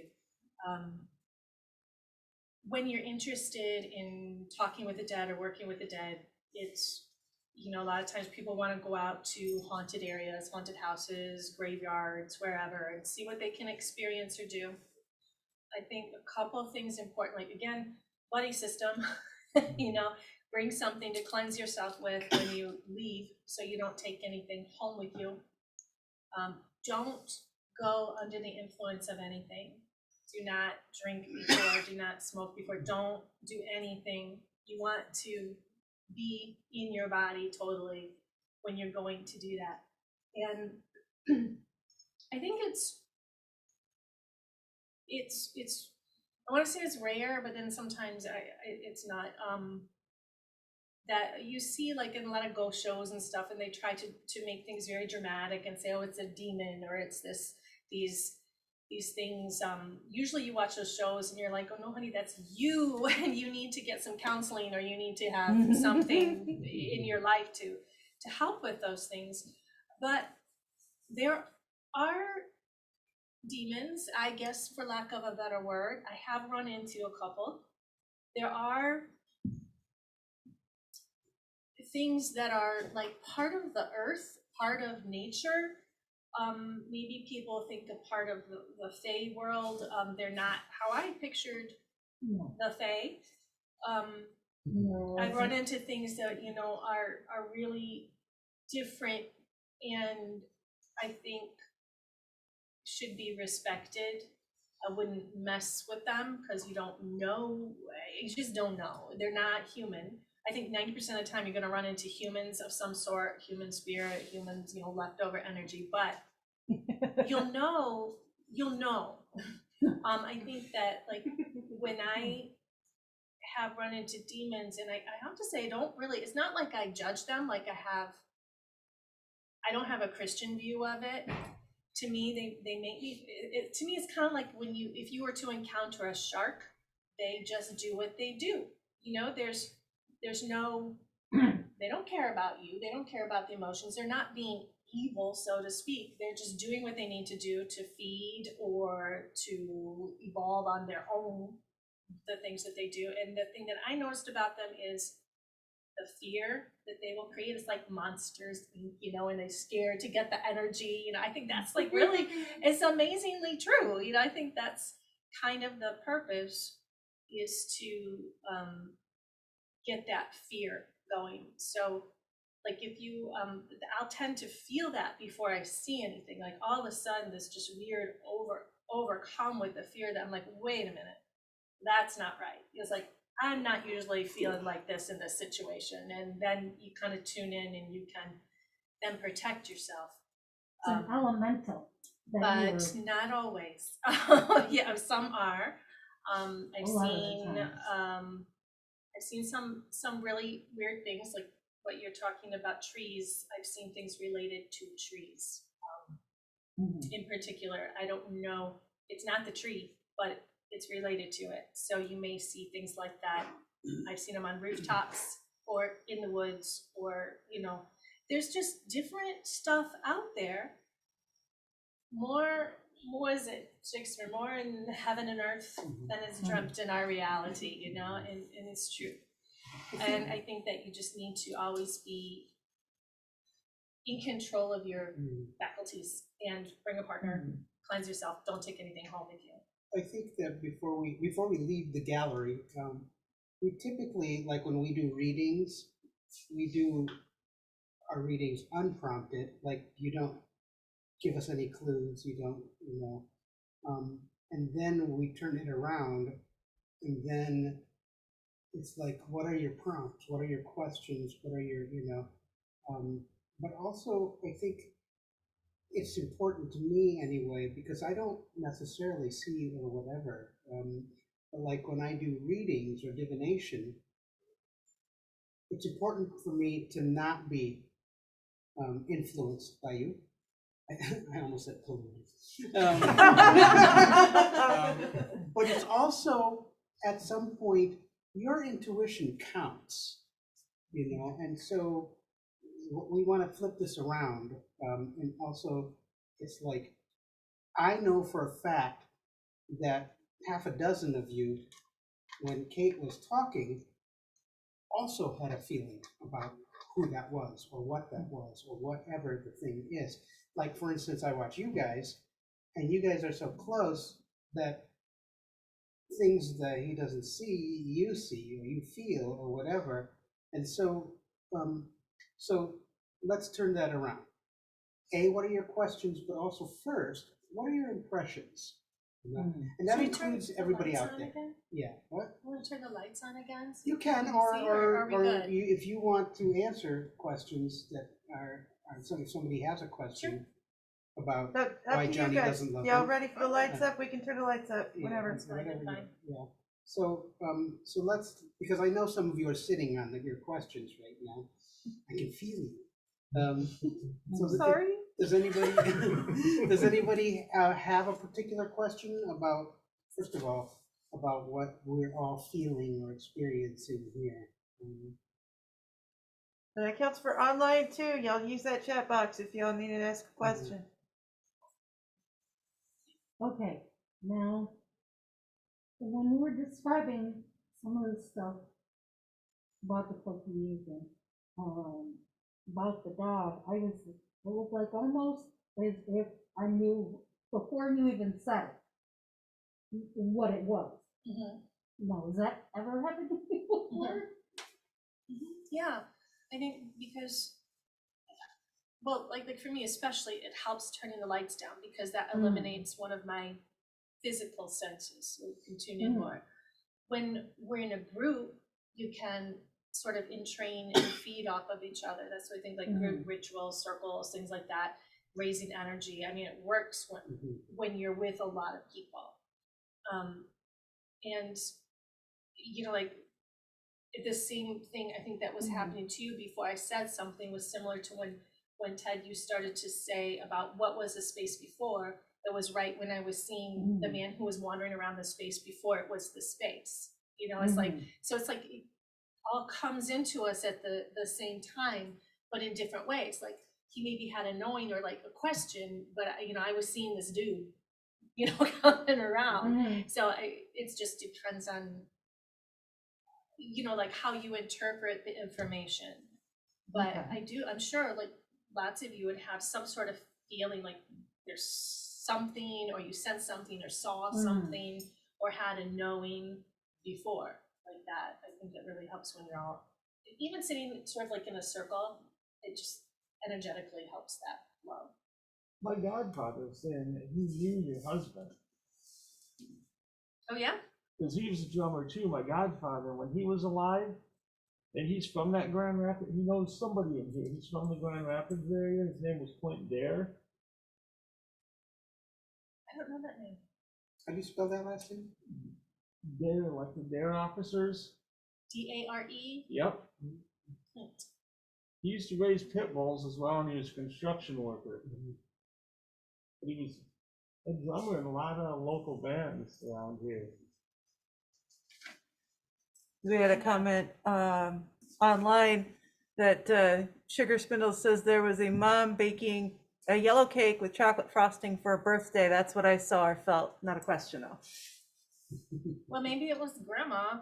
I saw it as cookies, but you know, Oh, my you could have goodness. seen Could it have as a been Kate's cake. grandma. Could have been my grandma because you said something about church. She was always bubbly. Oh She my was goodness. I Very. never met her though. She passed before. Yeah, she was a baker. Oh, She okay. worked for the church. She wanted to feed everybody. That was for sure. So And feed. she would tell you, one of her famous lines was, is, you need some spec on those, on your muscles. I knew her briefly when I went to the church and followed her for a while. I knew her, but I didn't know it was Kate's grandma until after we got Did together. she say spec? Spec, Yeah. yeah. Okay, German. so my grandma Dutch speaks German, Dutch yeah. too. Mhm. My grandma is Yeah. was 100% German. Similar. So language, spec is yeah. fat, by the way. Yep. Yup. And so, but my grandma was famous for what's called spekkoek, which is cake that is in layers, that when you cut the layers, it looks like bacon.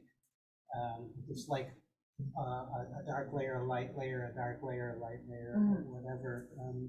And while my grandma was a cookie making grandma, she was famous for this cake because it got her through the war, was selling these cakes, and also like a food is love person. But she would do the exact same thing. Is that she first of all, when we first moved into her house, we were all too skinny. And she would say the Yep. exact, yeah, I know, that's funny. Right? No, and she would like grab your cheek, and then she would say, "You need more speck," you know. And or so in Dutch we'd say, "You have to have speck on you," you know, Yeah, and little that means speck that on you you. need more fat on you. And I think that was weird that when she was talking about that, I was feeling my grandmother over here, you know, because I half expect my mom just passed a few months ago, but when we're talking about food, my grandma shows up. You know, that's the weird thing. But speck is it's a trigger word for me, you know, and it probably, you know, affected me growing up, because within a year of us all being in her house, we all gained like 20 pounds. But Sugar, So, Sugar it's- Spindle says, I saw the cookies also, the frosting didn't completely cover the cake. So you said kind of ooey Were gooey you saying cookies, you something? talking about Okay, chocolate when, chip? when you were describing the spirit here, you described him to us, T, and like I said, I come in Saturday morning before the store opens. I'm here about 8:30, so I've got about a half an hour before people start coming in, and I'll stop and grab a cup of coffee once in a while, and if I do, that spirit will nudge that he wants some. He wants this cup of coffee, and I don't know what else he wants. I know he wants a cup of coffee every once in a while. Did you put one out for him? Of course. Oh, good. You put one out or you get in trouble. Yeah. Trust me. The coffee monster has spoken, we called it on ours. But no, but the way I hadn't shared that with a lady that I've seen somebody here, because again, that ego and self gets in the way. They're gonna think I'm fucking crazy. Yeah. I know she won't think I'm crazy because we've talked about some weird things, but it's still that, did I see it or didn't I see it? That learning. And I can say from my experience growing up across the street from the cemetery, you don't even have to go to the cemetery to see it. No. I used to stand up as a development and talk to them across the street. So just so you guys know, Kate used to own a store in Grand Rapids called Terra Stella that was much like this, and she also had coffee for the dead and cookies for the dead, and then live people came and drank coffee too there. But if you walked in, you wouldn't know that different places and stations and things were not just store displays, but they were for the people who shop there after hours.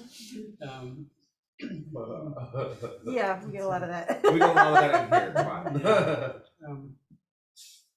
So let's transition and move on, because I don't want you guys to just like sit here and stuff. But we can actually leave the lights off if everybody would rather, because you don't really need to see, understand me. What I'm gonna do right now is, we just talked about how to just have direct communication with the dead, and the thing is that we do it prompted and unprompted. So what happens is, first of all, we just kind of like walk around life, and if it happens, it happens, and if you see them, you see them. But now we want to talk about, why do we do things intentionally? And the first thing I want to do is, who does this intentionally? There's a lot of stuff, and I'm sure you've all read it, about appropriation. Okay, so we talk about Dia de los Muertos, we talk about Santa Muerte, we talk about Mortissima, and we talk about the idea that you have to be Mexican to have an ofrenda. All right, I'm not Mexican. I may look Mexican, but if you heard me trying to speak Spanish today, yo no hablo. Here's the first thing. Who here has ancestors? Who here needs to talk to ancestors? Who here venerates their ancestors? Okay. An ofrenda is a place to consciously offer to your ancestors. All right. I want to talk about different things here. All right. First of all, I'm Indonesian. My Moluccan ancestors, we talk to our ancestors. How? We put skulls up on a table or up on a box, or, and we save the skulls of our ancestors. We intricately carve them. Well, you can do that too. You're not trying to be Moluccan. You're trying to be a human being whose ancestors used to be in a skull, right?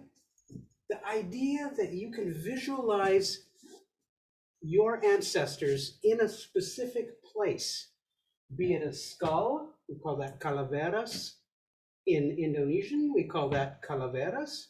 In African and in the diaspora, we say calabasa. What's a calabasa? That's a calabash. What's a calabash? It's a squash. What's a squash? It's a pumpkin. All right? So we put our ancestors in pumpkins too. Why? Because we grow pumpkins, because we have pumpkins. We used to make bowls. In Africa, you might see a bowl on an altar. That bowl on that altar may be a calabash. All right? That's a word that we use to describe something on an altar. But in Cuba, if you're in Lucumi or Santeria, we call it a sopera. Why? Because they keep their ancestors in Lucumi in a soup tureen. Why? Because it's the most expensive, fancy thing they could give to their ancestors. Is that authentic Cuban? Is that authentic Arawak? Is that authentic African? No, it's French, it's Spanish, it's Haitian French. It's the most expensive thing that you saw at the plantation house of the people that used to own you. And now that you can afford it, you're going to put your ancestors in the nicest possible place, or the most familiar possible place. So can you at home put sugar skulls on your altar? Absolutely, of course you can. You're not trying to be Mexican. You know what this is called? Let's think about this. This is alfanique, all right? Alfanique or alfanida. In Mexico, do you think that the Mayans or the Aztecs or the Incas went to the store to buy sugar and put marshmallow or egg white in there and make these? No. No, that's not Mexican. Alfanique comes from the word alfanid, because the Portuguese who enslaved the Mexicans brought white sugar, which was the most expensive kind of sugar, while the slaves ate turbinado and brown sugar. White skulls were made because alfanique is the most expensive sugar. And when you have a baby who died, or when you have had an abortion or a miscarriage, or a child under 3 who died, you commemorated it by buying the most expensive thing that you could. What was that? Alfanique comes from the Arab people. It is a Muslim practice for baby veneration. When you see a Mexican altar at the bottom with a white altar, that is an African practice. That comes from the Yoruba people, because Black people were enslaved in Mexico as well. When you see pan de muerte, when you see bread of the dead, all right, the act of making bread was brought by the Europeans. You're not trying to be Indian. You're not trying to be Mexican, all right? You can appropriate things, and you can misappropriate things as well, right? You don't want to be practicing Arawak medicine or Taino medicine or Mayan medicine, right?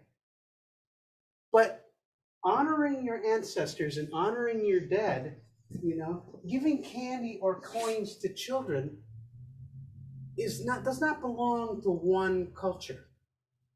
Not only can you do it, but you should do it. All right. So here, this skull here represents Maman Bridget. And so I'm a Conchante of Guinea Yoruba, which is Vodou. And so we also venerate. We venerate because she is the gatekeeper to the dead. So all dead veneration goes through her. Who's Maman Bridget? Well, you might know her as Saint Bridget.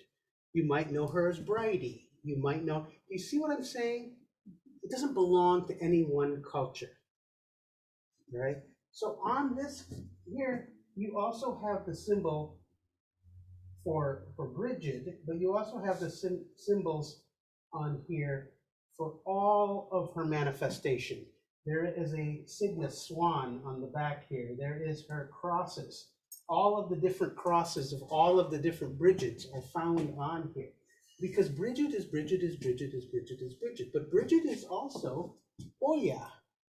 And so in the diaspora, when the Irish were enslaved and came there and said, hey, we've got this chick named Bridget that we do stuff with, and they go, oh, is she queen of the dead? Then she's Oya. Then she's, you know, and they have the Taino and the Arawak names for her too. So if you go to Haiti, you will see that Bridget is also called Oya, is also called, because if you were a slave, you could go to the market. And when did you go to the market? On Friday, and that's Fria's day. All right. So they also recognized Fria. Voodoo or Vodou or Odu means your spirits. Your spirits means how you worship. So when I do Vodou, it's my Vodou. How you worship your spirits is your Vodou. Why? Because we didn't have a Bible. We were all enslaved. We were all separated. We all had to do our best. So if we all came together and we were slaves, we would all put our different medicines and our different beliefs together to try to fight the enemy, to try to survive. And what is that called? Your religion in this room, that's our voodoo. Because within 2 generations, we would have all combined and mixed our religion together. And Vodou literally just means your spirits. And it is ancestor veneration and it's divination. Those are the 2 things that they all have in common. Now it's become a religion and it's become religionized, but literally where I was initiated, our Vodou, which is called Guinea Yoruba, looked nothing like Vodosante in the village next door. Because different slaves and different masters and different practices and different deaths. Because if you came over here and they killed all the grandmothers, then we wouldn't know what the grandmothers knew. If they killed all the priests, you wouldn't know what all the priests knew. You do the best you can with what you have. And so, if you have a gift and you can see dead people, then our Vodou is going to be special because you can do that. If somebody else knows the history of the place and can honor the Native Americans or the Taino or the Arawak that were killed here and are now in league with the slaves against the people who are fucking things up, we won't mention the religion, but that's their Vodou or their voodoo. When you move to New Orleans and you start combining with the Choctaw and the Appalachians and the people who come all the way up from Canada, from Nova Scotia, and they call themselves Arcadians or Cajuns, and then the Creoles come up from South America and they start mixing together. Not only do they mix together their DNA, they also mix together their religions. And Appalachian hoodoo has more to do with voodoo than you think, because it's mixing and mixing and mixing and mixing. It is not appropriate to be a wannabe. It is not appropriate to just say, oh, I'm just all New Orleans voodoo and stuff. Why? Because they're not your ancestors. Your voodoo is your ancestors. If your ancestors are Christian, you got to deal with that. If your ancestors are white, you got to deal with that. If your ancestors were Jewish, or if they were Indonesian, or if you whatever. So while I venerate in the ways that I've been taught by the different things that I've done in my life, ultimately I have to venerate the ancestors that I have. So this is just a basic idea and a template, all right? So Kate and I are practitioners of Yoruba, Odu, Ifa, and so she's a Petabi, she's a priestess, and so there are symbols of here, but like this is buffalo, and the buffalo is also a symbol of Oya, but it's called Shigadi. We say Shigadi, you know. But when we say Shigadi, we're also talking about the idea of the woman who was a buffalo and became a woman, and then came and brought, in this case in Africa and in Indonesia, brought tobacco to the people. Who does that sound like? White buffalo calf woman also. It's the same story, it's the same energy, it's the same. And who is she? Well, she's also, you know, like when you talk about white buffalo calf woman, you're talking about the woman who takes you over to the other side. When the when the Lakota talk about the woman from the south who is Wakan, the word Wakan comes from the Mayan. Did they appropriate their religion from the Mayan? No, it was given to them. All right? Take what's given to you. Take what you learn. That's my lecture on appropriation. Pan de muerte. All right? Pan de muerte is many things. It's a crown. It is hot cross buns. It is also the nicest, finest thing you can give to an ancestor. And when you are venerating the children who have been lost, you give them the things that they would have eaten in life. Candy, flowers, marigolds, orange flowers. Flowers represent the pathway and the road to where they are buried, if they are buried. It is to find your way to the table where they are now. And so in Mexico, that means to sweep the road between your house and the cemeteries. And this time of year, people are having picnics at the cemeteries. They're eating with their dead. And it doesn't belong to the Mexican culture. Santa Muerte is a religion, excuse me, that is much like Wicca. How many Wiccans do I have in here? How many Gardnerians do we have in here? How many eclectics do we have in here? All right. How many reclaimers do we have in here? Does anybody know what a reclaimer is? No. Okay, Starhawk. Everybody knows who Starhawk is, right? Yeah. The kind of witch that she is, and that I am, because I was apprenticed to her, is that you have dreams, you have past lives, you were witches before, and the paths that you find in this lifetime are the paths that you need to learn, the paths that you need to remember, and the paths that you need to reclaim. So really, voodoo and vodou are the same as being a reclaiming witch.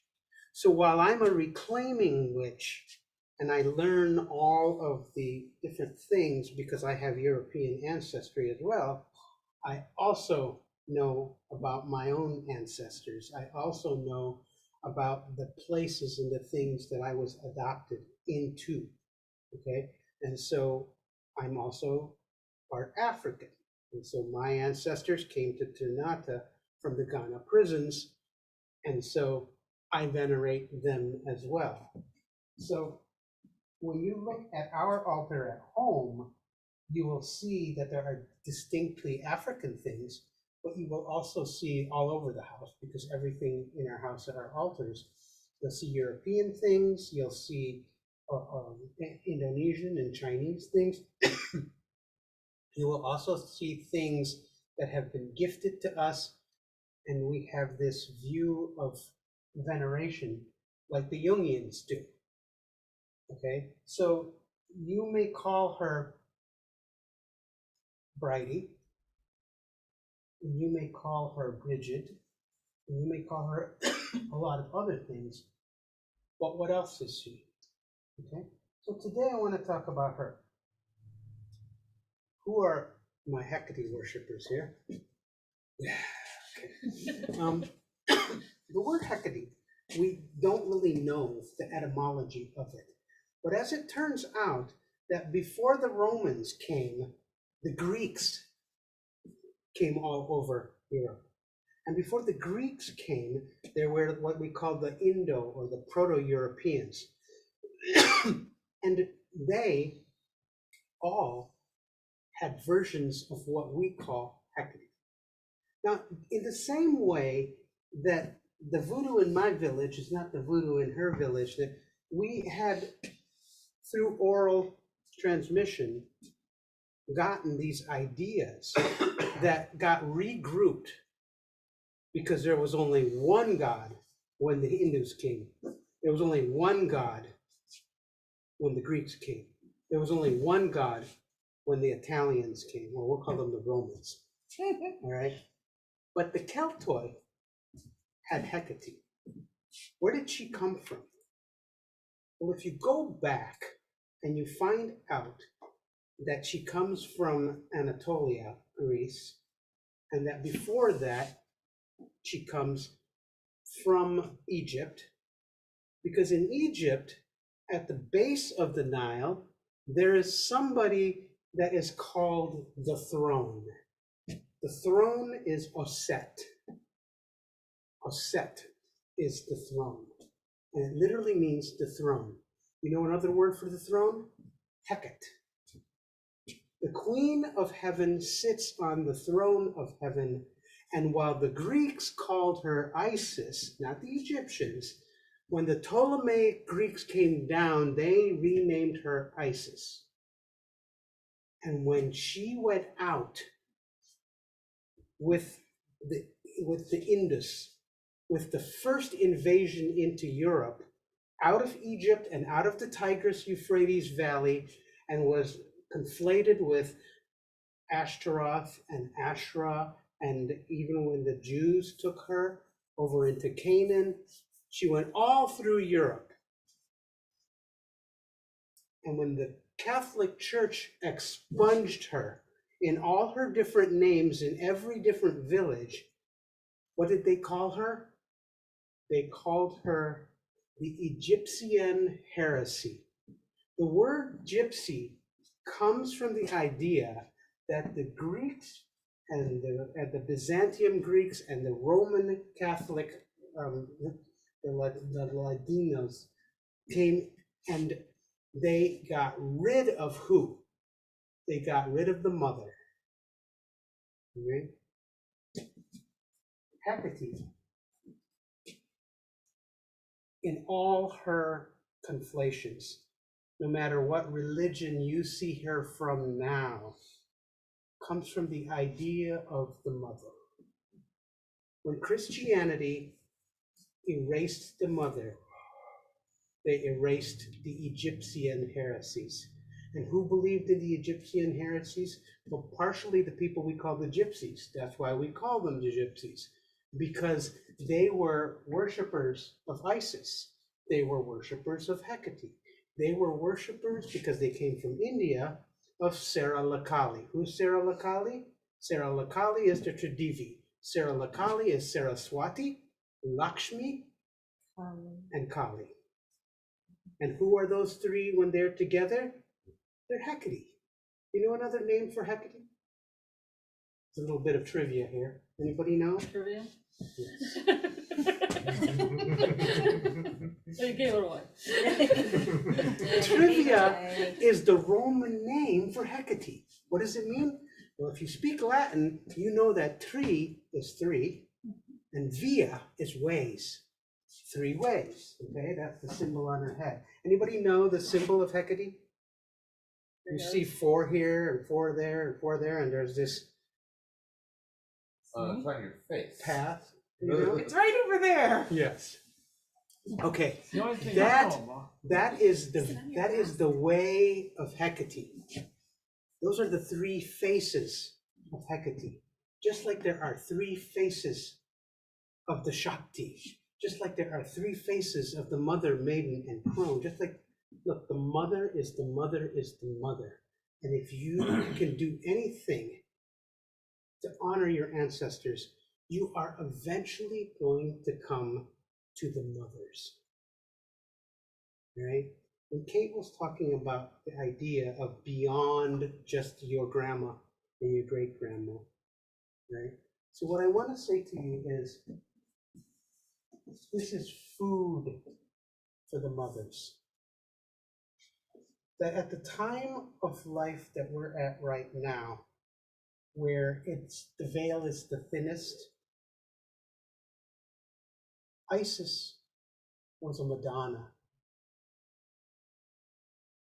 But so is Notre Dame. Notre Dame is Our Lady.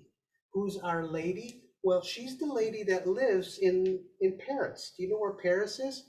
It's an island in a sacred river. And it is called that because it belongs to the Parisii.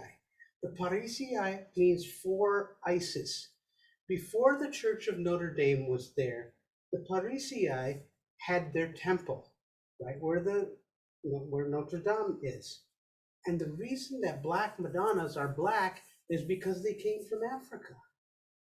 They came from Egypt. They came from the Nubians. They came from Lake Europa. They came from West Africa. And in the same way, Eshu, who we see as male, and we call him Papa Legba now, if you go down to the root of the source of the Nile, of the sacred river, you will see that Isis and Hecate is called 2 things, Eshu and Wusa. And the names of Eshu, who we invoke in the song that I sang today, has no sex. But if you go to the oldest people in West Africa and the oldest people in the Sudan, at the base of the Nile, you will see that the name of Eshu is the name of Essa, is the name of Isis, is the name that the Greeks and the Romans gave to the Father and the Son. We still have them, right? And the Holy Ghost. Who's the Holy Ghost? Well, the Byzantine Greeks called it Sophia. They called her knowledge, but it was the Father, the Son, and the Mother. The Roman Catholics, the Italians, the Latins called her Isata. Isata is Isis, and it means the love of God. Not God gives you love, but God's lover, the consort of God, the embodiment of love herself. So when we talk about ancestor venerations, your ancestors have ancestors, and your ancestors have ancestors. Now, whether you are in Africa, in Yoruba, we call it Iyamiya Soranga. Iyamiya Soranga means our mothers from the stars. And they believe, and they venerate as well, that there are 3 ways in which the ancient mothers speak to us. And how do they speak to us? Well, they speak to us. Who knows Oya here? Who's heard of Oya? Who's heard of Oshun? Who's heard of Yamaya? Okay, so as Westerners, we all relate to Yamaya because she's Mammy. She's Mamiwati. She's Mammy, we relate to the mother figure because of Catholicism. But Yamaya and Oshun and Oya are the three ways of the mothers. They're also called the three witches. You see how things are all intertwined together? Your gifts and your ways and your ancestors all come from the same place. Just because we've all spread far away from each other and started using different languages and different names and things doesn't mean that they aren't the same. Now, of course, they're different because we've all got our own religions and our own ideas and our own uniqueness and everything else. But I really wanted to say today that this is done in many, many different ways, and you just have to find your own way, all right? But remember that you need to venerate your ancestors. So your ancestors might think that Pan de Muerte sucks. Your ancestors might not want chocolate coins because they didn't believe that manifesting money was important. My ancestors think it's very, very important, So today I want to do two things, all right? First of all, I want to go back to what Bill said, all right? This is, and I will confess to you that I grew up Pentecostal, and I am a recovering Christian, but I have a sincere belief that I grew up with that it was important to be able to gather in places. It was important to come together. It was important to sing and make a joyful noise together, and that it was important to feed those who are less fortunate than you. It was important to have open doors. And I'm sure there have been churches here and around here that closed their doors, that did not feed people that didn't belong to their sect or to their cult or to their whatever. And so the second reason that we're here today is that Kate and I put up ofrendas at places not only just to raise awareness to ancestor veneration, which we think is lacking everywhere, because how many of you were Christians at one time? Maybe in another lifetime? I don't think the way I did it counts, because I Okay. just followed along. Well, here's the thing is that most of you may have had a Bible. I don't know if you all read it. All right? It's really one of the most important books in our culture, and you should read it. But if you remember, there are many books that start out this way. And so begat so and so, and so begat so and so, and so begat. Because in the way of oral tradition, before there was any kind of writing, in the Judaic tradition, in the Islamic tradition, in all of the Abrahamic faiths that we all come from, I'm pretty sure here, it was important to know your ancestors. And so in the way that you can know your ancestors, it's important to know what their faiths are really about, but also, I'm only half kidding when I say I'm a recovering Christian. I sing gospel. I go to Wheatland. My parents, or my grandparents, and my uncles all sang bluegrass, country block, 4-part harmony, because they were saved by the evangelicals and the Pentecostals that came to Indonesia and stuff. But the thing is that because they loved that music, I'm not that busy. Because they love certain foods. I love certain foods. And so when you venerate your ancestors, don't appropriate things. Really feed your ancestors. If they liked oatmeal, that's what goes on your altar. If your ancestors do not like being in a skull, don't put a skull up there. But if they do, or if they'd rather live in a soup tureen, whatever the thing is, you do the voodoo that you do best, right? You really, really create your own religion. Now, you may have different knowledge and different faiths, and you may have different communities, but what you do between yourself and your ancestors, if you really want to call them in, because what we did today was unintentional. If they showed up, we welcomed them. If they have something to say, we listen to them. But this is being intentional, right? So the second thing I want to do today is I want to acknowledge that we haven't been together, probably most of us, for the last 2 years. And in the last 2 years, 750,000 extra people in this country alone have passed, have become ancestors. And the vast majority of them died alone, died in hospitals, died in nursing homes, died in places where they were sequestered and kept away from their families.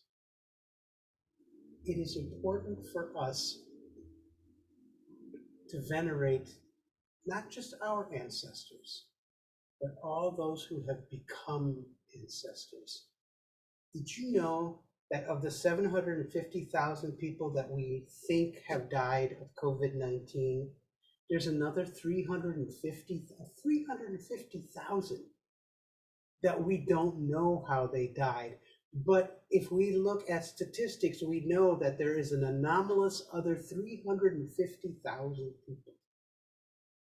In a country of about 335 million people, we have over 1 million people extra who died.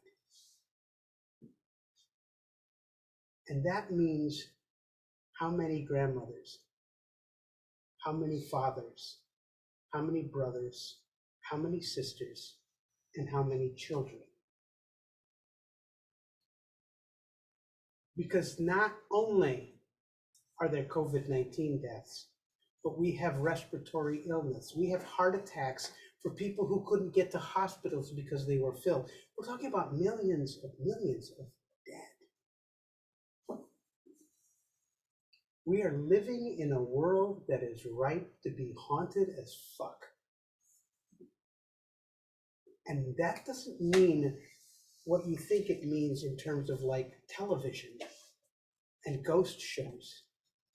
It means that children are going to bed hungry. It means that people have lost their jobs. It means that people had to retire early because they could not put themselves out into the world anymore. It means that because they stayed away from a job and were unemployed for a year, that they made huge life changes. And we see the effects of that. And we don't. If you are a person who believes in the concept and the ideas of what a church or a gathering or a ritual or a ceremony should be, this is really cool. I can tell you all of the different meanings of all of the different things on here, but really at the heart of it is honoring those who passed, remembering those who passed, and feeding those who passed. So that's my segue to what Bill was saying, right? What we want to do today, and we're going to include everybody out there, is we want to auction off Hecate, Pandamarte, the 3 children that represent those who have not been born, those who have been born still, And those who died in the first 3 years, these are the children of Hecate. And they're also the trivia, the 3 ways that are honored on the white altar, which is also what they do. This comes from the Yoruba people, but the Celts have it as well. So when the Celts met the people in the Gulf, we'll call it the diaspora, they realized that they did the same things. So if you feel moved and want the contents of the bottom of this altar, we'd like to auction it off. And then we would like to, and if you're at home and you want to bid, if somebody could monitor over here. Yep. We are going to auction off Hecate. Hecate is a pumpkin, by the way, a white pumpkin. And if you get her, she's going to be here.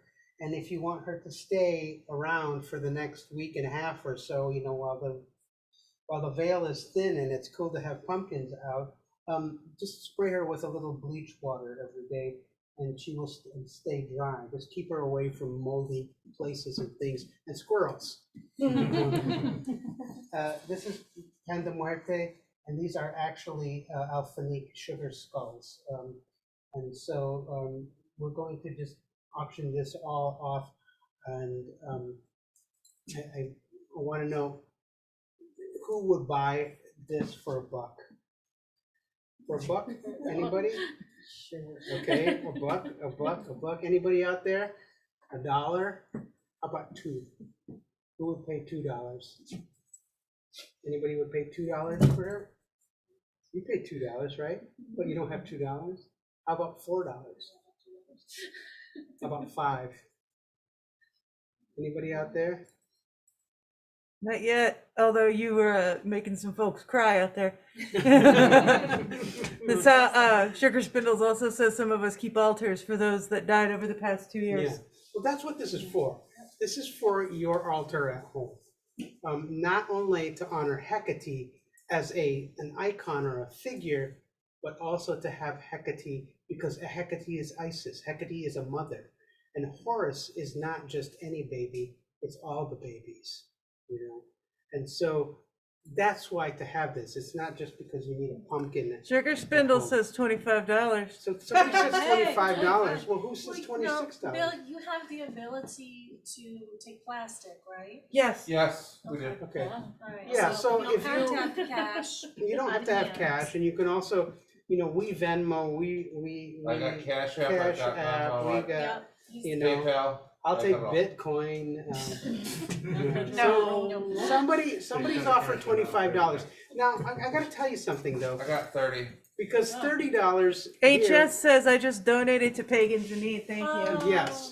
That's nice, That's the last time we did this over at the Grand Rapids Pagan Festival, the same thing happened. You don't have to have a pumpkin. The point is that this is for pagans in need. This is for the pantry, which I'm told we have more than one pantry now. Is that correct? Yeah, there is more than one pantry. Yeah. So, There's 5 total right now. okay. So the thing is that because of the way the world has been in the last 2 years, the need is bigger than ever. We have auctions for fun, but the real point of it is not to take home and win the pumpkin war. The real point of it is that we are trying to raise awareness, but we're also aware, painfully aware, that it takes real money to do this. And while Bill or Lane or all of the different pantries really are not good at and don't want to be begging, we do. Because we've been homeless before, because we've been hungry before, because we've depended on food pantries before. Kate and I really, really believe in the mission statement, but we also believe in the mission. So, first of all, who wants to pay more than $25? I told you I got 30. 30? Oh, We've Sugar got Sugar 30. Spindles just went up to 35. We've got 35. Do we have 36? You got 40. We've got 40 over here. 45? Do we have a 45 online there? This is a virtual versus reality. Come on, virtual. Don't forget, you got about a 15 to Okay. 30-second lag time Okay. between in person We'll- and when yeah, it hits we'll- the we'll stream. wait. So So we're at 40 right now. Do we have 45? I'll do 45. We got 45 right here. Do we have $50? Do we have a 50? All right. Online, last chance. 45 going once. Sugar Spindle says 45. Now we're Uh-oh. tied. Uh-oh. I got you 50. We've got Oh, 50 we're up over to here. How about 50? 55? How about 55 in virtual land over there? We got $55. Who's got $55?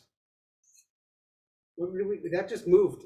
It did. She said 50. All right, we got Yeah, 50. How about gotta 55? remember we've got that delay going in. So All right, so we're at 50 right now. Has anybody got 55?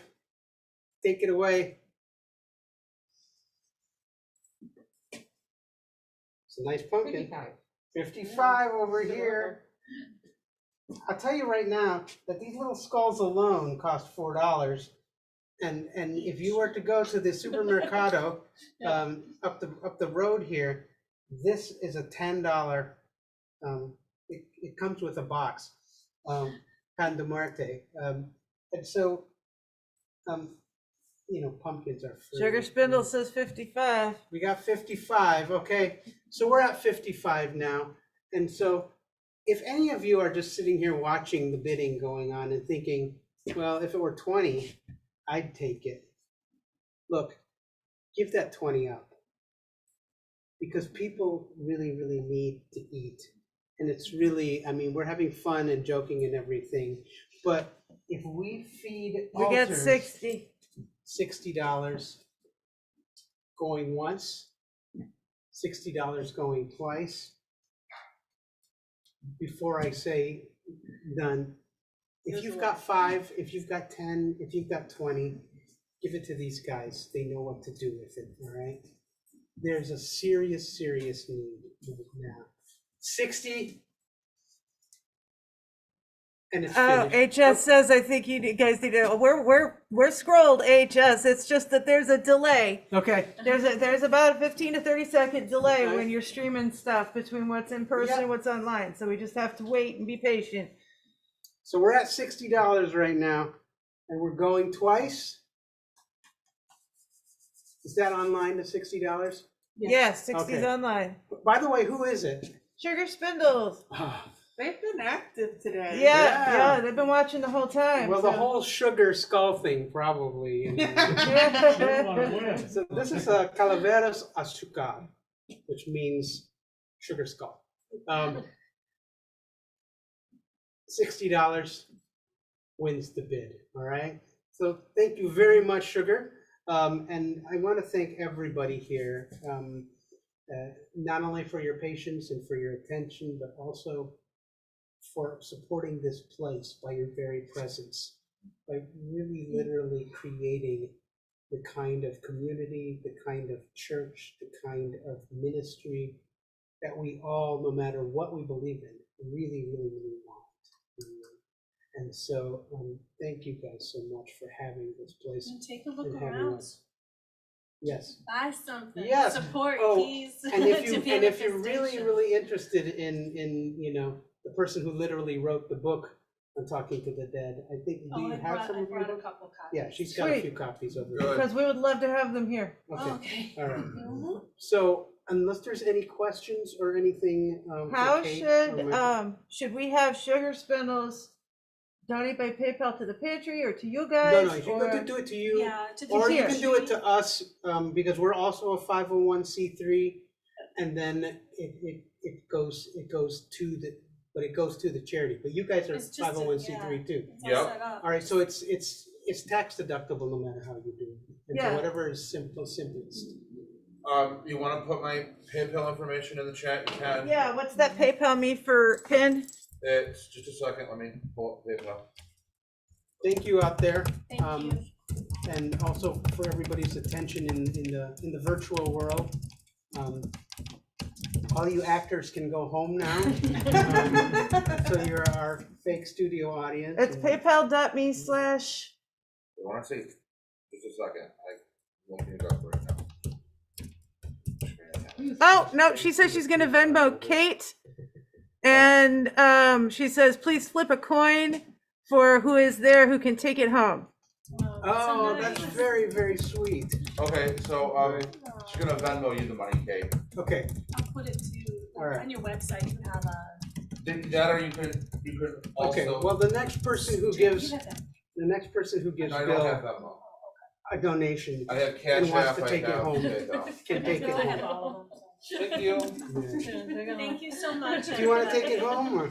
Sure, let's just, that's all. All right. All right, so Hecate's going home with the ladies here. Awesome. Thank you so much for coming. Thank you, everybody, for coming. Thank you so much for your attention. Thank you guys It means for a lot being to here. us, yeah. I want to share with you, Baba Ted, one comment that came up earlier. That I didn't say anything because it looked like it was delayed. It wasn't relevant to the current chat, but sometime around 6 o'clock-ish, you said something about yourself being on the spectrum and having ADHD and all that stuff. And I'll be honest with you, that hit home for me too, because ditto. But we got a comment from online from Sabrina D, who really appreciated it as a 24-year-old with OCD, ADHD, and autism, feeling inspired, hopeful, and grateful. Thank you so much, yes.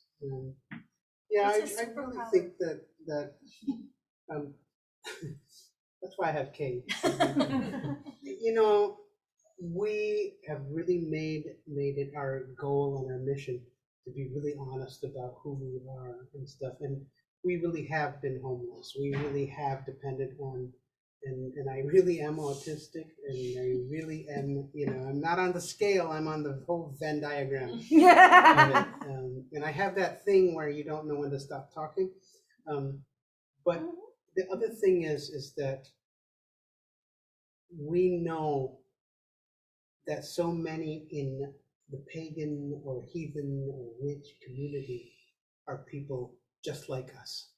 People who are living on the fringe, people who are not accepted by society, people who are neuroatypical or whatever you want to call it. And that is why it is very, very often that you go to a gathering or to a place or whatever, and we're all weird as shit, you know. We're all weird here. But I really think that we want to support communities. We want to support this one, we want to support the ones in Detroit, and we want to grow our own where we are and wherever we go. You know, that's what we do. So, did anybody have any last thoughts or questions or anything? So we're gonna hang out and clean up the mess that we made. Greg, why don't you go ahead and grab the I light? want to take, right before you do you mind if I take a quick picture of the altar with candles? Ooh, yeah. Go right ahead. If you guys want to take spooky pictures, Should I turn the other light off for that? No. I think it's good. If I can find one. Hey, you said you guys were reclaimers from Starhawk's group? I I'll do went this, I'll do to it. Mother's Grove in the 80s, so I'm like really old. And so people like Matcha Nightmare and Starhawk are very, very important to me. I come from the nonviolent protest world, and I'm very political. And so they're not just witch heroes to me, they're also political heroes to me. No. I was gonna say, didn't you play, so you were in that coven before she started making CDs and stuff then? Oh, yeah, yeah. I think that back then there wasn't, we didn't have cell phones, we didn't have, you know, Spiral Dance was out, I think. But it was before she wrote Fifth Sacred Thing, which I think is probably one of the most important books that everybody should have, no matter what you believe. She had the Beginner's Guide to Whipping on CD. That was Yeah. one of the few books she put out on CD. I haven't snapped yet, they're fine. Yeah, I recognize some of those names from back then. Yeah. Well, if you ever get a chance these days, Matcha Nightmare and Starhawk still, Another the lights great down. reclaimer is Byron Ballard, who I hope everybody gets a chance to. Oh, Byron. Wait, like- He's amazing. It's a camouflage. Okay, Ted, I just want to say that you have been speaking to my heart this last little bit. Not just talking about Hecate, who is not just the patron deity of weavers of the web, but of the entire Aquarian Tabernacle Church, and our tradition. But, you know, ever since I was a teenager, that's been my dream has been for pagans to have community space, to have the kind of supports that Christians and other Abrahamics can just count on by default. And that's what we're working on here. And to be able to provide a home for the pantry, which was homeless for most of 2 years. Yep. And you know, a place where people can just hang out, where we can host you guys like this. Yeah, that's the work that we're doing here. Because I really believe in ecumenicism. And every year I used to sing for this ecumenical councils, you know, gathering of all these religions. And for many years I was the token brown person, you know. And so this year I started publishing that I'm also a witch, and that I also do voodoo. And all of a sudden, I was disinvited to this gathering, you know. And so, while it is cool now to have brown people included in things, and it's cool now to have other people, if you are a witch or if you are LGBTQ plus, like our children are, you get disinvited. And I don't know that I want to fight that battle.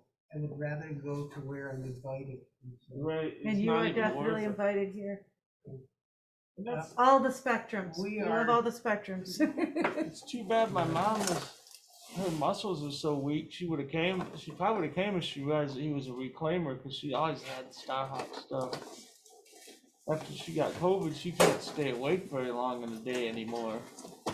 All right, well, if you guys are good to shut down the stream, are we good? We are good. All right.